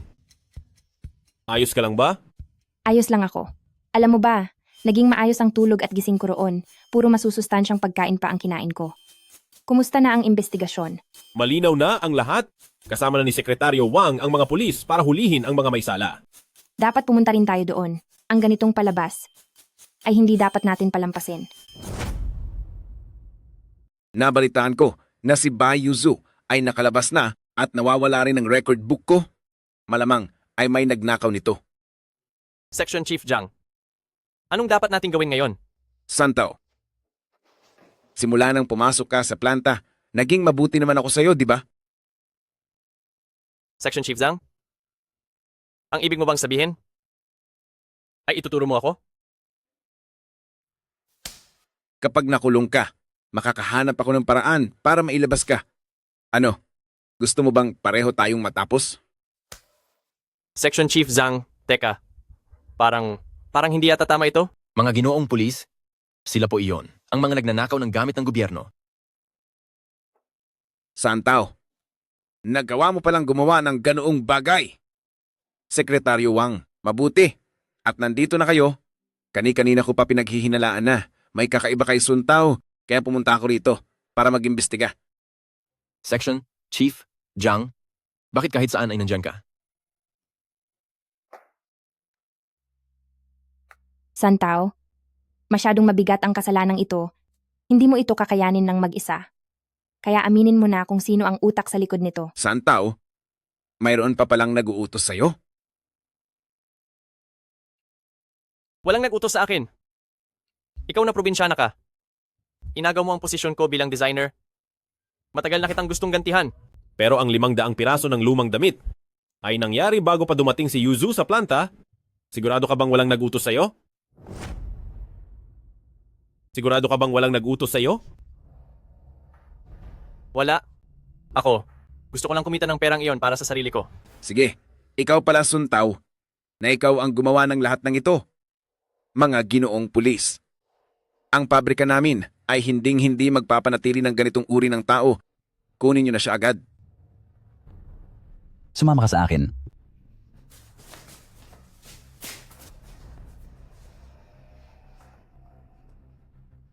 Yuzu? Hindi. Asawa ng manager. Pasensya na po at naging dehado kayo sa pagkakataong ito. Kasalanan ko ito. Kasalanan ko. At hindi ko nakita ang katotohanan dahil hinayaan ko ang Santao na ito na maging disenyo ng direktor. Walang anuman, Section Chief Zhang. Naiisip ko lang, sa utak na meron itong si Santao, kung sasabihin mo sa akin na siya ang gumawa ng lahat ng ito. Medyo mahirap yata paniwalaan iyon. Section Chief Zhang, ano ang masasabi mo? Nako, paano ko naman malalaman iyan? Gayunpaman, manager, dapat po kayong mag-ingat. Ang epekto ng 500 piraso ng damit na iyon na nagawa natin ay kumalat na sa labas. Pagdating ng panahon, ang nasa itaas, baka magpadala sila ng tao para imbestigahan kayo, di ba? Tungkol sa bagay na yan, hindi na kailangang mag-alala pa ni Section Chief Zhang. Sa tingin ko ay maayos naman ang mga panindang iyon. Section Chief Zhang, siguro ay hindi mo pa alam? Nagustuhan ni Boss Yang ang mga idinesenyo kong damit. Magaling daw ito at maghahanda siya sa susunod ng order na 2,000 piraso. Na tamang-tama para maubos ang lahat ng damit na nasa pabrika natin. Sa pagkakataong ito, nasabihan ko na ng maaga ang aming accountant. At saka, ang tungkol sa bagay na ito ay naiulat ko na sa aming mga nakatataas at nasiyahan naman sila. Pero Miss Bai, ang tungkol sa kondisyong inalok ko sa iyo, napag-isipan mo na ba ang iyong sagot? Tungkol sa mga kondisyong binigay ko sa iyo, napag-isipan mo na ba ang mga ito? Walang problema. Nagkataong may oras ako bukas, mas pag-usapan pa natin ito ng husto. Sige, magkita na lang tayo bukas.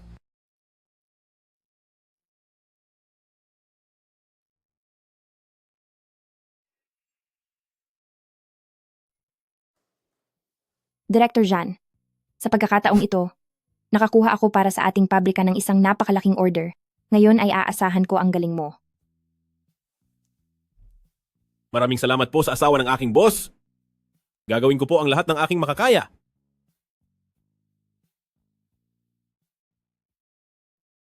Hindi ko na ito papatagalin pa at didiretsuhin na kita. Sa ganitong kalaking order, totoong kailangan kong harapin ang malaking peligro. Ang kondisyon ko naman, alam mo naman siguro, na hindi ka na pwedeng mag-supply sa ibang mga mall. Dapat ay ako lang ang eksklusibong partner. Huwag kayong mag-alala, Boss Yang, ang mga bagay na ipinangako ko sa inyo ay tiyak kong tutuparin. Pero ang ibig kong sabihin, ito ay para lamang sa probinsyang ito.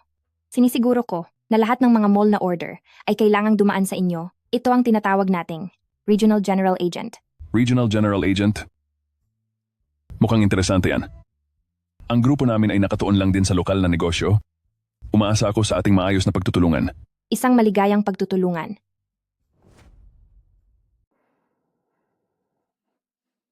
Sekretaryo Wang, ito, anong nangyayari rito? 2 araw na. Ginagamit pa rin ng mga manggagawa ang dati mong disenyo para ayusin ang mga damit. Maling-mali talaga ang ginagawa nila, sobrang bagal pa ng trabaho. Nagalit na ako sa kanila at sinabihan ko na sila, pero ayaw talaga nilang sumunod. Hindi ba napag-usapan natin na bibigyan sila ng overtime pay? Wala silang pakialam doon. Mayroon pang ilang nangunguna sa kanila na tumigil na sa pagtatrabaho, ayaw na nilang lahat gumalaw. Pumapasok pa rin ba sila sa oras ng trabaho?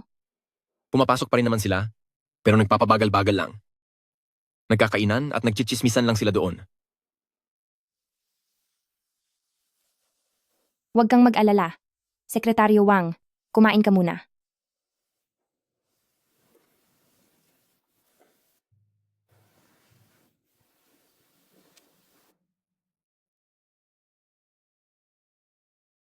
Nandito ka na?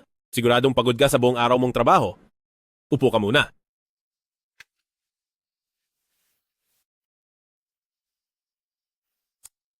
Bakit parang napakainit ng ulo mo?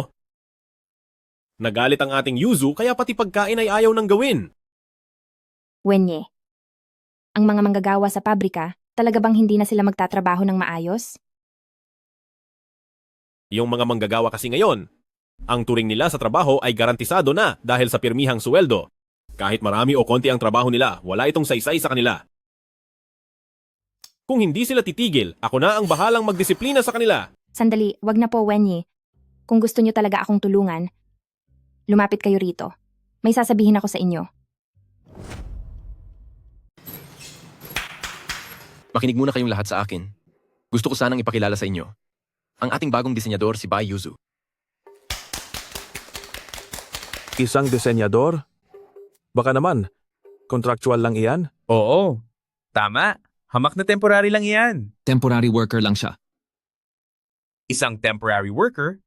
Balak pang mag-utos sa atin? Tama? Ang mga damit na ito, habang buhay na namin ginagawa, mas may alam pa ba siya sa amin? Hindi. Huwag kayong ganyan. Asawa kaya siya ng factory manager? Asawa ng manager? Hahaha. Anong tinitingin-tingin mo diyan? Wala. Nakikita ko lang na ang dami mong sinasabi. Kung gayon ay sabihin mo sa akin, ano ba ang problema sa damit na gawa ko? Anong problema? Hali kayo. Tingnan nyo itong lahat. Itong, ang laki ng nakalabas. Sino namang magsusuot nito? Napakalaswa nito, hindi ba? Sino ang magsusuot? Ang pangit kaya. Isusuot mo ba ito? Ngayon, sino mang gustong sumama sa akin, kay Bai Yuzu, maaari na kayong tumayo. Sa mga ayaw naman, hindi ko kayo pipilitin. Ayos lang po, Yuzu. Sasama kami sa'yo. Tama po, Yuzu. Nagtitwala kami sa kakayahan nyo. Gusto naming magtrabaho sa ilalim nyo. Sino yung tamad na manggagawa kanina? Sino ang taong iyon? Siya. Siya si Anyu, ang tau-tauhan ni Section Chief Jiang. Ganoon ba? Kaya naman pala wala siyang magandang plano. Anong problema ba, Yuzu? Anong ibinubulong-bulong mo dyan? Oo nga. Siguradong wala siyang lakas ng loob na kalabanin tayo. Isa lang siyang temporary worker at babae pa siya. Ano naman ang magagawa niya sa atin? Huwag mong sabihing, Eksakto. Bayuzu, makinig ka ng mabuti. Ngayong araw, kahit anong sabihin mo, wala kaming gagawin. Sige lang. Mukhang masyadong mababa ang IQ mo. Baka nakakahawa iyan. Hindi ako dapat lumapit sa iyo. Sige, mga ate, ang batch na ito ng mga damit ay uulitin nating gawin. Sige. Sige.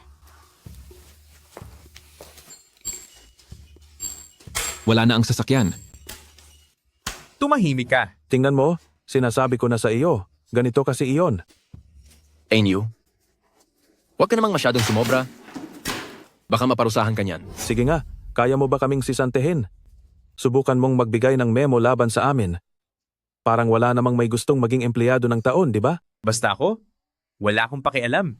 Ayos lang po iyan, Sekretaryo Wang. Kaya naman nating tapusin bago ang takdang oras. Ang pag-aayos sa mga damit na ito. Bye, Yuzu. Pwede bang huwag kang masyadong mayabang? Sa inyong iilang tao lang, kahit hindi pa kayo kumain o uminom ng ilang linggo, matatapos nyo ba ito? Kahit hindi kumain o uminom, matatapos ba natin iyan sa loob ng ilang linggo? Ganoon ba? Yuzu, dinala ko na ang mga tao dito sa iyo. Ngayon po, kakaunti pa lang sila. May 10 pa silang kasama dahil malayo ang nilakbay nila. Sabi nila mag-aayos lang sila sa bahay. At makakarating din sila, bukas o sa makalawa. Sa inyo mga tiya, sa mga kondisyon ko maayos ba ang lahat sa inyo? Maayos po, maayos na maayos. Sabi namin, payag po kami. Sige, simulan na natin ang trabaho ngayon. At para sa inyo mga tiya, panoorin niyo muna kung paano namin ginagawa ito kasama ang mga kaibigan ko. Sige po. Bilis, bilis, simulan na ninyo. Bilis. Halikayo at maupo. Anong ibig sabihin nito? Bayuzu, pinalalabas mo ba na itong mga babaeng probinsyana ay papasok sa pabrika natin, anong gagawin nila? Totoo. Oo nga, tama siya. Bakit naman sila hindi pwedeng pumarito? Sila ay mga tinanggap bilang mga temporary workers sa ating pabrika. Nakapagpasa na ako ng report sa itaas at ang pamunuan ay seryoso sa batch ng mga produkto na ito. Para matapos ang mga order sa tamang oras, kailangan ng ating pabrika ng mga temporary worker. Sinong may problema? May problema ka ba? Anong gagawin natin? Paano na? Eh, Niu, anong nangyayari? Baka maagawan nila tayo ng trabaho? Lahat sila ay mga taga-bukid lang, hindi nila kayang gawin yan. Pwes, panoorin mo kami. Auntie, kayong dalawa, kumikita ba kayo sa paggawa ng mga damit? Siyempre naman. Kung ganoon, magkano ang bayad sa bawat piraso? Bakit ko naman sasabihin sa inyo? Huwag niyo akong storbohin sa pagkita ng pera. Magkano naman kaya ang ibinabayad niya sa kanila? Hindi ko ikakahiya na sabihin sa lahat, ang ibinabayad ko sa mga tita natin dito ay $1 kada piraso. At ang perang ito ay hindi galing sa pabrika, ito ay galing sa sarili kong bulsa. Ang sweldo natin sa isang buwan ay 60 mahigit lang. Pero kung bibilis ang gawa ng mga tita na ito at makagawa sila ng 6 na piraso sa isang araw, ibig sabihin, sa isang buwan ay aabot iyon ng $180. Bakit hinahayaan nating ibang tao ang kumita niyan? Tama. Kasalanan ito ni Enyu. Kung hindi dahil sa kanya at sa panggugulo niya sa atin, bakit tayo susuway at lalaban sa ating pabrika? Ilang araw na natin siyang sinusunod, pero kahit isang kainan man lang, ay hindi niya tayo nilibre. Anong gagawin natin? Kung ganoon, pumunta tayo at hanapin natin si Yuzu. Tara, bilis, tara na. Ate Yuzu. Ate Yuzu. Maayos lang ang lahat. Tumingin kayo. Hindi ba't kaya naman naming tapusin ang mga trabaho rito? Kayo, ituloy nyo na lang ang pagsunod sa kanya. Maglaro na lang kayo ng chess at kumain ng butong pakwan. Gusto na po naming bumalik sa trabaho. Kahit anong trabaho ay gagawin namin. Wala akong magagawa diyan. Pansamantalang manggagawa lang ako rito. Wala naman akong kahit anong posisyon o kapangyarihan. Kaya hindi ko kayo mapagbibigyan sa desisyong iyan. Hindi ba ito naman ang hinihintay mo? Bakit mo sila pinaalis? Ang luma at delikadong maliit na barko kong ito, hindi nila basta-basta mapupuntahan o maiwan na lang ng basta-basta. Yuzu? Yuzu. Ganito po yon. Ang mga manggagawa po sa pabrika natin, alam po nila ang naging pagkakamali nila noon. At gusto na nilang bumalik para magtrabahong muli kasama tayo. Masyado ka namang mabait. Bigyan mo na po sila ng isa pang pagkakataon. Ano po sa tingin nyo? Noong una, hindi sila masaya sa mga disenyong ginawa ko. Nag-aalala ako na baka kapag binago na nila iyon, ay pumangit lang. Hindi po, hindi po. Sumasang-ayon na po kami. Napakaganda po niyon. Oo, napakaganda. Dahil nagsalita na si Director Jan, sige, bumalik na kayo sa pagtatrabaho ng mabuti. Wala talagang tatalo sa bait ng ating factory manager. Tama ka dyan. Ang factory manager natin talaga, pati si Master Bai, ang pinakamahusay.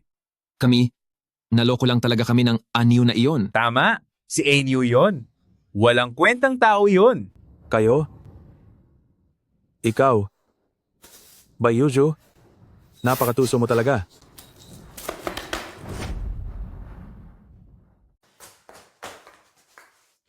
Bayuzu, baka walang maglakas loob na pagsabihan ka, pero ako, magsasabi na ako, iyong kapatid mo na iyan talagang sobra na siya. Ano? Tingnan mo ang ginagawa mo. Huwag mong itapon lahat.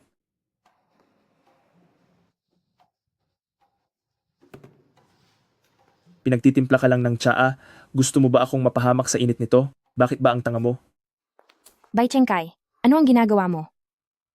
Bakit ka nandito? Nasaan ba ang bayaw kong si ate? Sino ang nagpahintulot sa iyo na pumunta rito sa planta? Lumabas ka. Ate, tandaan mong asawa ka na ng factory manager. Hindi ba pwedeng makisabit naman ako sa swerte mo? Anong klaseng swerte? Hindi mo ba narinig? Pinalalayas ka na ni Ate Yuzu. Bakit ka nakikisali rito? Ano? Sinasabi ko sa iyo, ang trabahong ito, mismong si Section Chief Zhang ang nag-utos na ibigay sa akin, kaya wala kang karapatang pagsabihan ako. Bayuzu, sinasaktan mo ako? Wala ka na bang takot na baka pagsabihan ka ng matindi ni nanay? Sinong nanggugulo rito?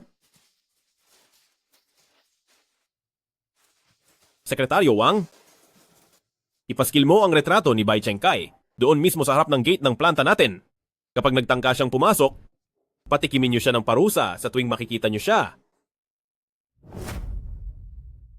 Tara na. Section Chief Zhang, iligtas niyo po ako.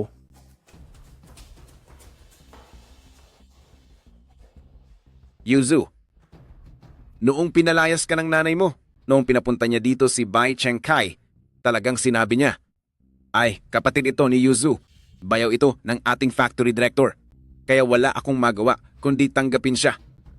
Section Chief Zhang, sa pagkakataong ito, mukhang binibigyan mo talaga ako ng mukha. Yuzu, anong klaseng pananalita yan? Sa ngayon, sa loob ng factory, dahil sa kapatid mo, ang dami nagagalit sa iyo, at pati na rin, ang ating factory director ay nadadamay sa reklamo nila. Ano na ang dapat kong gawin? Ate Yuzu, kakarating pa lang ng kapatid mo rito sa factory, inuutusan na agad ang iba na kumuha ng tsaa at tubig, pati mga babaeng empleyado ay binabastos niya, nagsasalita ng kung ano-ano, napakapangit pakinggan. Hep hep hep. Walang kinalaman si Yuzu dito. Simula ngayong araw, opisyal na akong aalis. Sa Yuyi Clothing Factory. Mula ngayon, hanggang partnership na lang ang relasyon natin.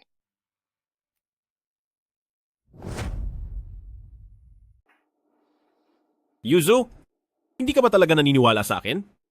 Bakit mo naman? Bakit mo naisip ang sabihing aalis ka na? Wenyi, hindi ako nagtitiwala sa iyo, kaya lang ay nararamdaman ko na. Dahil sa kalagayan ko ngayon, baka maging pabigat pa ako sa iyo. Tsaka may bago na rin akong plano. Pero Yuzu, ayaw kong nahihirapan ka dahil sa akin. Hindi naman ganoon. Sa tingin mo ba ang misis mo ay ganoon na lang kadaling apihin? Ganoon ba kadali para saktan ako? Sa ngayon, nagpaplano akong magbukas ng sariling butik para sa custom clothes. At doon, bukod sa paggawa ng mga mamahaling damit para sa individual, pwede rin tayong tumanggap ng uniforme para sa mga kumpanya. Hindi ba sabi ni Boss Yang noon ay gustong-gusto niya ang mga i-deliver nating mga stocks? May inihanda na siyang pwesto para sa isang shop. Sabi niya ako na raw ang magpatakbo. Magiging partner ko siya rito. At kapag maganda ang naging kita, pwede na tayong magbukas ng iba pang branches. Yuzu, napakagaling mo talaga. maganda ring naisipan mong magtayo ng shop. Suportado kita riyan. Pero, kung kailangan mo ng anuman, huwag kang mag-atubiling sabihin sa akin ha.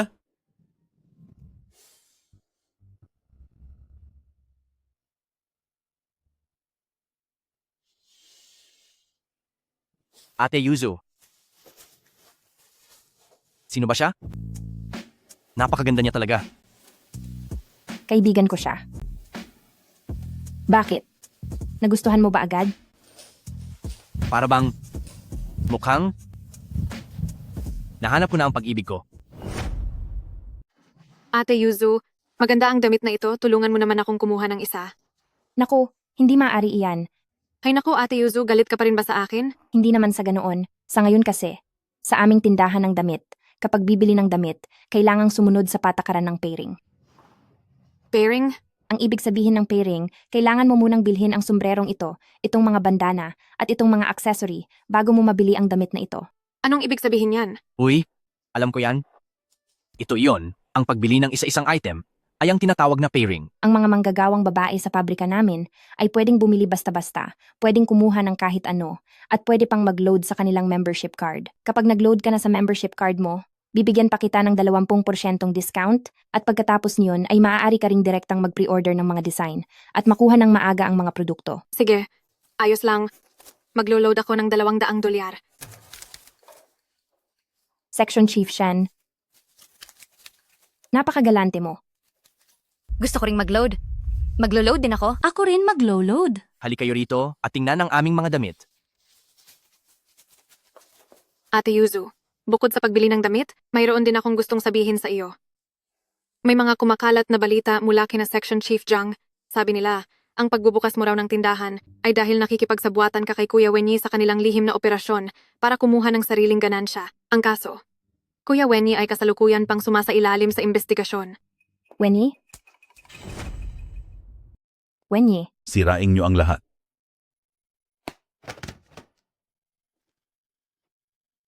Ano bang ginagawa nyo? Umalis kayo rito. Sinasabi ko sa inyo, nag-aral ako ng martial arts. Kahit sino pa ang sumubok na lumapit, talagang lalabanan ko kayo. Bye, Yuzu. Kahit hindi ko maintindihan ang mga sinasabi mo at hindi rin ako marunong lumaban, pero hindi ko hahayaan na ikaw lang ang magpakitang gilas. Hindi ba? At lumalaban din naman ako? Yuzu, maayos ka lang ba? Wenyi, narito ka na. Nabalitaan ko na kinuha ka raw para imbestigahan. Ligtas ka ba? Maayos lang ako. Naipaliwanag na ang lahat. Kaya heto at binibisita na kita. Ligtas din naman kami. Kuya Wenyi?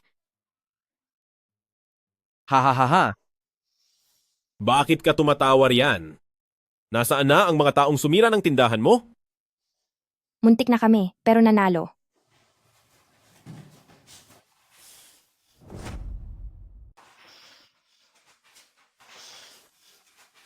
Tumayo muna kayo. Sige na, tumayo muna kayo. Huwag na kayong mag-away. Paano kung masaktan kayo?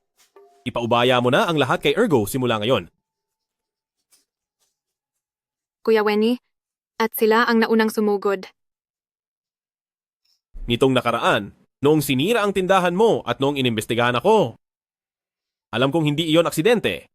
Sinasabi ko sa iyo, alam ko, si Ainyu ang gumawa ng lahat ng ito. Kilala ko ang mga lalaking iyon, karaniwan silang sumasama at sumusunod kay Ainyu. Ainyu, lumabas ka rito. By Yuzu. Dahil sa ginawa mo sa akin, para na akong kinasusuklaman ng lahat sa pabrika, hindi na ako makapasok sa trabaho, at may gana ka pang pumunta rito? Sinira mo ang bago kong tindahan. Sana ay humanap ka ng mga taong may paninindigan dahil umamin na silang lahat. By Yuzu, ano ba talaga ang kailangan mo?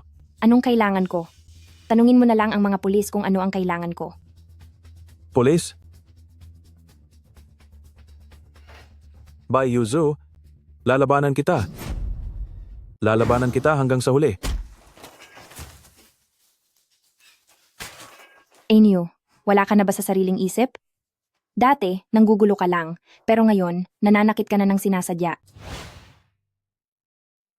Sir, sa wakas ay bumalik na po kayo.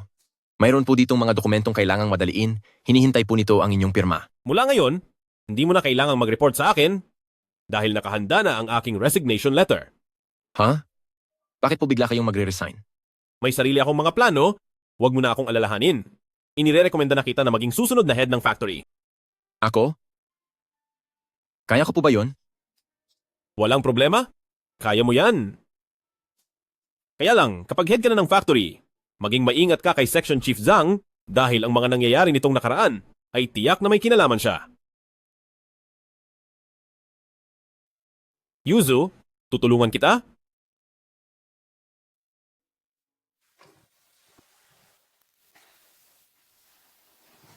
Masakit ba? Wenye, ang mga boss mo, saan ka ba nila balak i-promote? Gusto nilang ilipat ako ng mga boss sa syudad. Pero nag-resign na ako. Bakit naman? Bakit mo naman gagawin yon? Ang mga problema sa pabrika ay pansamantala ng naayos. Pero si Section Chief Zhang ay hindi pa naasikaso ng maigi. Siguradong mas mag-iingat siya sa akin. Kaya naman, nagdesisyon akong samahan ka na magsimula ng sariling negosyo. Ikaw ang magbubukas ng tindahan. At ako sa pabrika. Oh, di ba ang ganda? Kung ganoon, ako na ang bahalang humanap ng mas maraming kliyente. Pagbutihin natin ang ating pagtatrabaho, basta may mga suki tayo, siguradong magtatagumpay tayo. Kaso, hindi na tayo maaaring tumuloy sa dormitoryo, kailangan na nating bumalik sa probinsya. Pero kung gusto mong tumuloy sa labas, ayos lang din sa akin. Bakit ka pa magsasayang ng pera? Miss ko na rin sina Mama at si Sixie, kaya lilipat na tayo pabalik. Yuzu, ang ganda mo ngayong araw. Anong klaseng taste yan?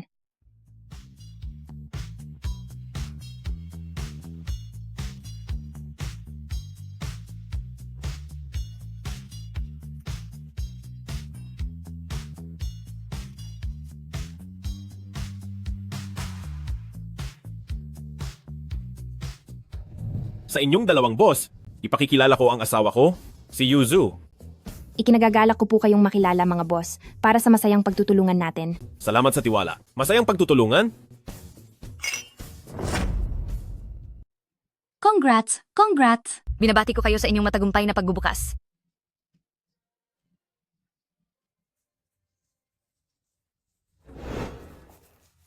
Wenyi, nitong huling 2 araw, napakalakas ng benta natin. Alam mo ba, sabi ni Ate Maylie, maraming malalaking boss ang gustong makipag-contract sa atin. Dahil yan sa ganda ng disenyo mo ng mga damit. May mga nakilala akong mga boss dati. Sabi nila, ay pipirma na sila agad ng kontrata. Ay oo nga pala, sa gaganaping investment fair bukas, sasama ako sa inyo. Siguradong makakakuha tayo ng mas marami pang orders. Sige, walang problema. May napili na po ba kayo, sister-in-law?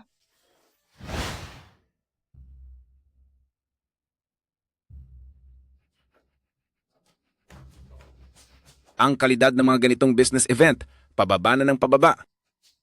Kahit isang maliit na pribadong paggawaan ng damit ay nakakapasok na rito. Tama ka. Section Chief Zhang, balita ko.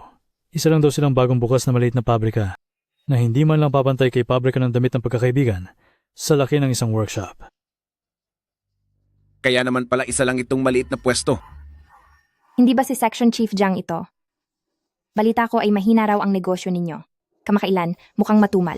By Yuzu, tinitingnan ko, yang maliit mong negosyo, hanggang kailan pa kaya yan tatagal? Kapag nalugi kayo at nagsara, alang-alang sa ating pinagsamahan, sa Director Zhan noon, pabalikin ko kayo sa pabrika, ayos na siguro kayo roon bilang mga gwardya. Kahit pa maging gwardya pa kami, hindi sa katulad mong section head lang manggagaling ang desisyong yan. Ikaw, magsumikap ka munang maging manager ng pabrika bago ka magsalita. Boss Yang, dahil personal na dumating si Boss Yang dito, tiyak na makikipagnegosasyon siya kay Section Chief Zhang dito, hindi ba? Si Boss Yang ay ang ating sa pabrika ng damit ng pagkakaibigan na kasosyo sa negosyo. Kadalasan, umiinom lang ng tsaa, nag-uusap tungkol sa trabaho, at napipirmahan na ang kontrata. Galing niyo talaga, Section Chief Zhang. Ipakilala niyo naman kami sa kanya sa susunod. Kamusta po kayo? Boss Yang, matagal na po tayong hindi nagkita. Matagal na nga. Maayos ba ang takbo ng negosyo nyo? Salamat po sa tulong niyo, Boss Yang. Maupo kayo. Section Chief Zhang. Bakit tila itong si John Wenyi at si Bai Yuzu ay masyadong malapit kay Boss Yang? Iyang si Boss Yang, magalang lang talaga siya. Bakit? Akala nyo ba ang ganito kalaking kontrata ay ibibigay lang sa maliit na talyer na yan? Tama po kayo. Tiyak na pipiliin niya ang malaking pabrika natin. Ipinahahayag ko. Section Chief Zhang, makukuha niyo na agad ang malaking kontrata. Section Chief Zhang, kapag nakuha nyo ang malaking deal, huwag nyo kaming kakalimutang bahagian din ha. Madaling pag-usapan iyan. Maliit na bagay lang iyan. Ipinahahayag ko. Sa pakikipagtulungang ito, ang pinipili ko ay ang pabrika ng damit ng Yuzu. Boss Yang, nagbibiro lang po kayo, di ba? Noong huli kayong umorder ng 2,000 damit sa pabrika namin, naging napakasikat ng mga iyon. Naging sikat iyon dahil iyon sa magandang disenyo ni Bai Yuzu. Ngayong wala na si Bai Yuzu sa inyo. Kahit gusto kong makipagtulungan, wala na akong magagawa. Pasensya na po, Section Chief Zhang. Tingnan nyo ito. Kahit ayaw ko sanang makipagtulungan, wala tayong magagawa. Bai Yuzu, huwag mo naman akong takutin. Huwag mong sabihing ayaw mo. Sa atin naman, ang presyo ay pwedeng-pwede nating pag-usapan. Ikaw at si Director Jean ang mga taong pinakapinagkakatiwalaan ko. Boss Yang, itong si Jean Wenyi, ano bang klaseng manager iyan? Maliit na talyer lang ang hawak niya. Section Chief Zhang, kung ganyan ang sasabihin mo sa kaibigan ko, pwede ka nang umalis ngayon din. Simula ngayon, ang asosasyon namin ay hindi natatanggap sa pabrika ng damit ng pagkakaibigan kailanman.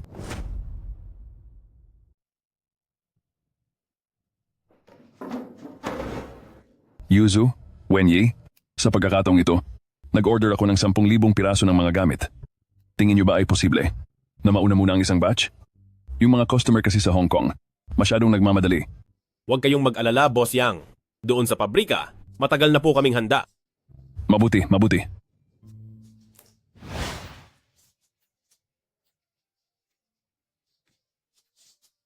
Bakit ka pa rin bumibili ng damit sa kanila? Hindi maganda ang kalidad ng mga damit nila, napakapangit. Paano mangyayari iyon? Madalas akong bumibili dito. Tama iyon, aming customer. Ang mga damit sa tindahan namin, hinding-hindi magkakaroon ng problema sa kalidad. Paano mo nasabi iyon? Eksaktong nandito ang boss na yon? Tulungan niyo akong i-refund ang isang ito. Ang estilo ng damit na ito ay talagang galing sa aming shop, pero siguradong hindi ito ibinigay mula sa tindahan namin. Sigurado ka bang binili mo ito sa amin? Kahit na hindi ito binili direkta sa inyo, ang sabi ng nagbenta sa akin, nakuha raw ito sa inyo, kaya huwag niyo kaming tataguan. Tignan nyo, ito ang aming orihinal na produkto. Ang tela nito. Pati na ang mga tahi, tignan mo. Talagang magkaiba sila. Talagang peke at malayo sa tunay na disenyo. Neng, tingin ko ay naloko ka lang. Gawin natin ito. Ang orihinal na damit na ito ay ibibigay ko na sa iyo. Sa susunod na bibili ka, magtiwala ka lang sa aming Yuzu Garment Shop. Ate Yuzu, may masamang balita. Ate Yuzu, masamang balita. Dito sa merkado ngayon, may nagnanakaw ng disenyo ng mga damit natin. Eksaktong kagaya ng hawak mo ngayon. Alam ko na iyan. Ito ang tinatawag nilang huwad na label ng damit. Ate Yuzu, bakit parang hindi ka man lang nag-aalala? Nasaan si Wenyi? Alam ba niya ang nangyayaring ito? Alam niya, siya mismo ang nagsabi sa akin. Si Kuya Wenyi ay pumunta na sa istasyon para i-report ang kaso. Darating na rin siya rito. Yuzu, ayos lang ang lahat. Sinabi ko na sa mga pulis na may naglipa ng mga nagtitinda ng mga nakaw na disenyo ng ating damit. Kuya Wenyi, sino naman ang gagawa nito sa atin? Dalawa lang naman ang pabrika ng damit sa bayang ito. Sino pa nga ba? Ganoon din ang hinala ko. Ayon sa paunang investigasyon ng mga pulis, si pabrika ng damit ng pagkakaibigan nga ang itinuturong suspek. Tila may taong hindi na talaga makapaghintay. Ergo, sa iyo na nakasalalay ito ngayon. Ano?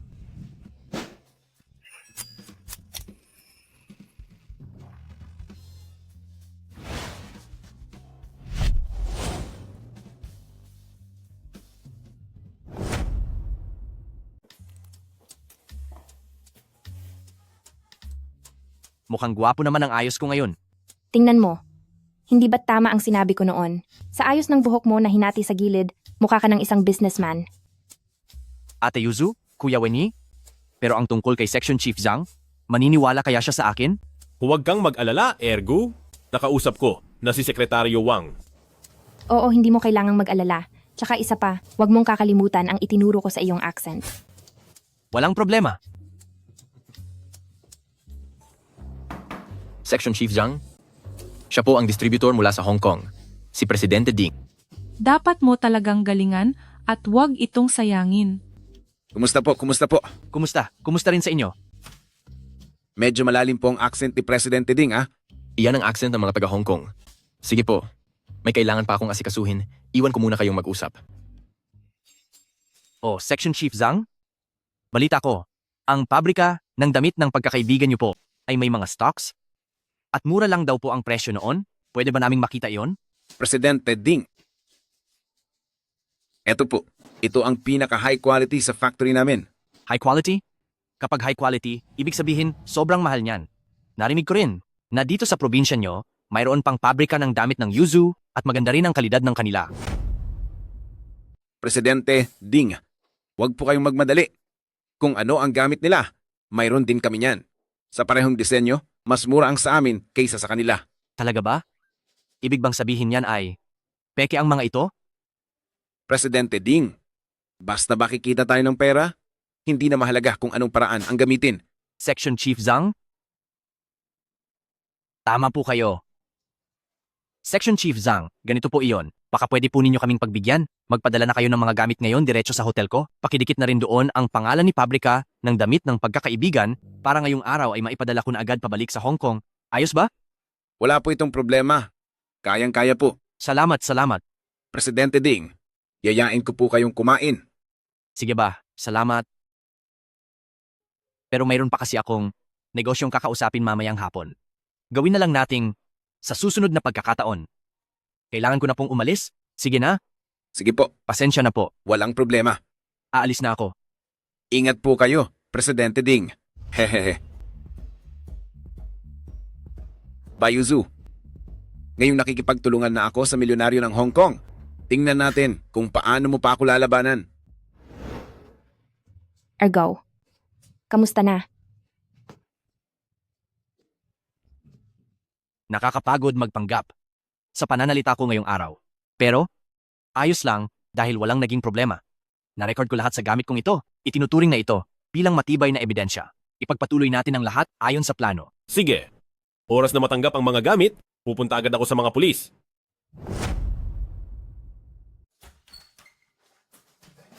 Kagagaling lang niya sa pagtsa, bakit bigla siyang tumakas? Huwag kayong mag-alala. Talagang tutulungan namin kayo hanggang sa huli. Sige. Maraming salamat po, mga kasama sa pulisya.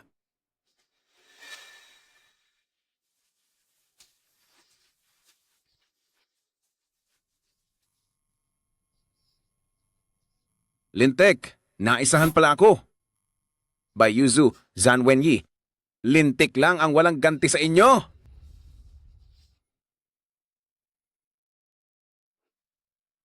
Kasalanan ito ni Zhang Defu.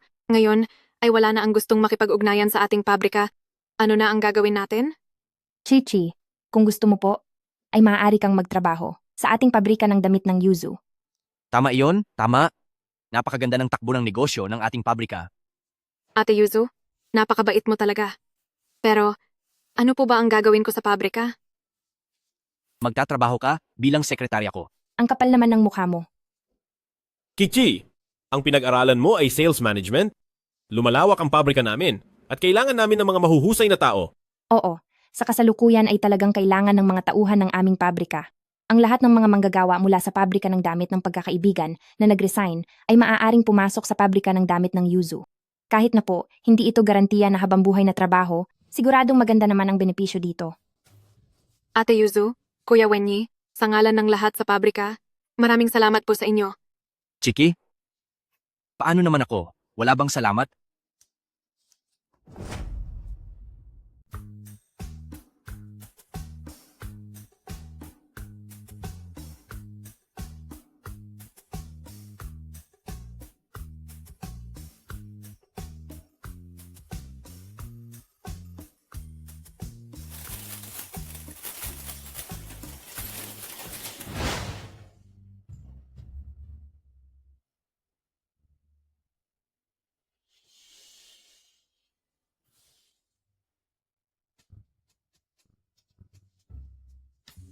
Maraming salamat sa iyo, Yuzu. Umorder ako ng 50 piraso ng mga produkto at pagkatapos niyan, babalik na ako para maghintay. Walang problema, ate. Mamaya lang, magpapadala ako ng tao para ihatid ang 50 damit sa bahay niyo. Sige, salamat. Paalam, paalam. Sige po, paalam. Ate Yuzu, nandito na ako. Tamang-tama ang dating mo, Ergo. Heto, dalhin mo ang 50 damit na ito at ihatid mo sa bahay ni Ate Hua. Aalis na ako, Ate Yuzu. Sige, paalam.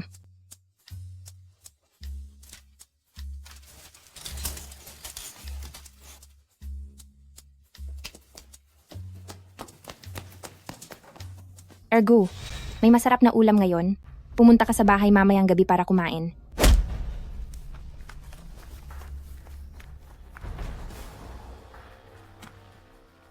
Nawalan ba siya ng malay? Oo, wala na siyang malay. Masyadong palaban ang babaeng iyan noong huli. Ate Yuzu, kaya kong 7. Kayo, anong ginagawa niyo rito?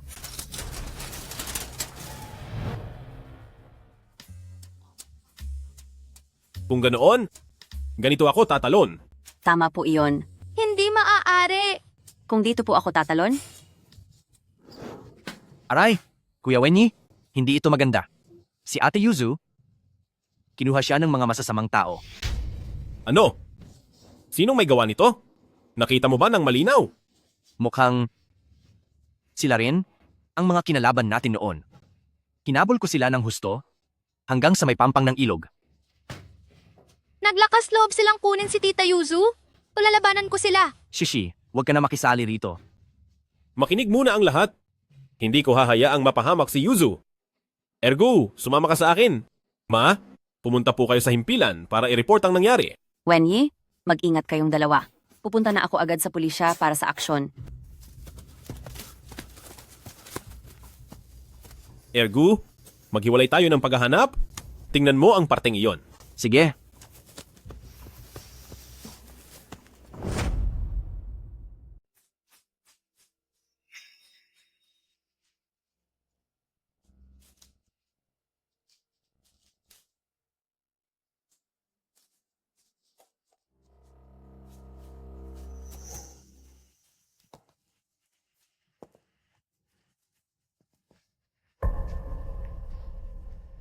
By Yuzu. Saan ka ba pupunta? Gusto ko lang pong gumamit ng banyo. Pwede po ba? Hahahahahahahaha. Hindi pwede. Ano bang ginagawa nyo? Tatakas na siya. Saklolo, Wenyi, tulungan niyo ako. Saklolo. By Yuzu. Ni hindi alam ni Zhan Wenyi kung nasaan ka, umaasa ka pa rin bang ililigtas ka niya?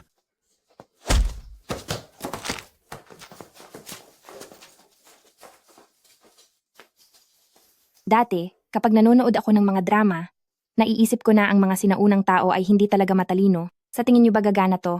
Mabuti at nandito ka na. Zhan Wenyi, talagang matapang ka ah. Naglakas loob kang pumunta rito nang mag-isa. Sinong nagsabing mag-isa lang ako? Sa paligid nating ito, puro mga pulis na.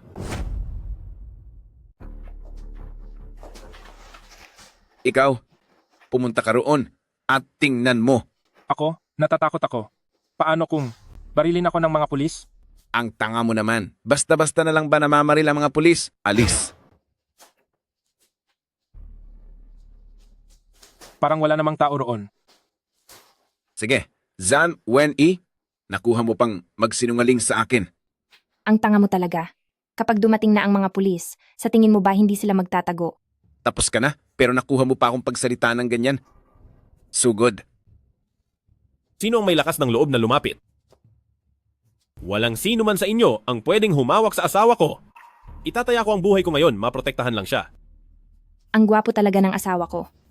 Hindi nagkamali si Bai Yuzu sa pinakasalan niya. Hindi na sayang ang pagpunta ko rito. Sobrang sulit nito. Umalis ka riyan. Ate Yuzu, narito na kami. Huwag kayong kikilos. Lumuhod kayo.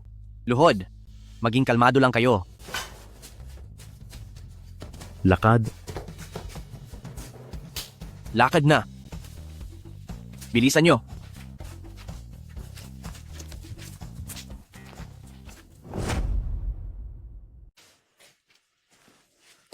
Wenyi, bakit ngayon ka lang dumating? Akala ko wala na ako kanina. Paano na lang kung may mangyaring masama sa akin? Sa nakita ko, mukhang ang tapang mo kanina, di ba? O bakit? Ngayon, natatakot ka na naman? Ngayon, ako at si Ate Yuzu ay nagluto ng maraming pagkain. Kuya Ergo, Kuya Wenyi, kayo naman ang dapat maghugas ng plato. Walang problema iyan. Kaya ko ring maghugas ng plato. Ang bait talaga ni Bauer. Ngayong araw, ang pinakamasayang balita para sa atin ay ang pabrika ng damit ng Yuzu ay lumampas na sa 500,000 dolyar ang benta. Wow! Lahat tayo ay kasama rito, kaya dapat tayong magpatuloy sa pagsisikap para mas maaga nating makamit ang yaman na pangarap natin, pati na ang kalayaan sa pag-ibig. Halika, tagay. Sige. Shishi, ako na ang iinom para sa'yo. Tagay. Cheers.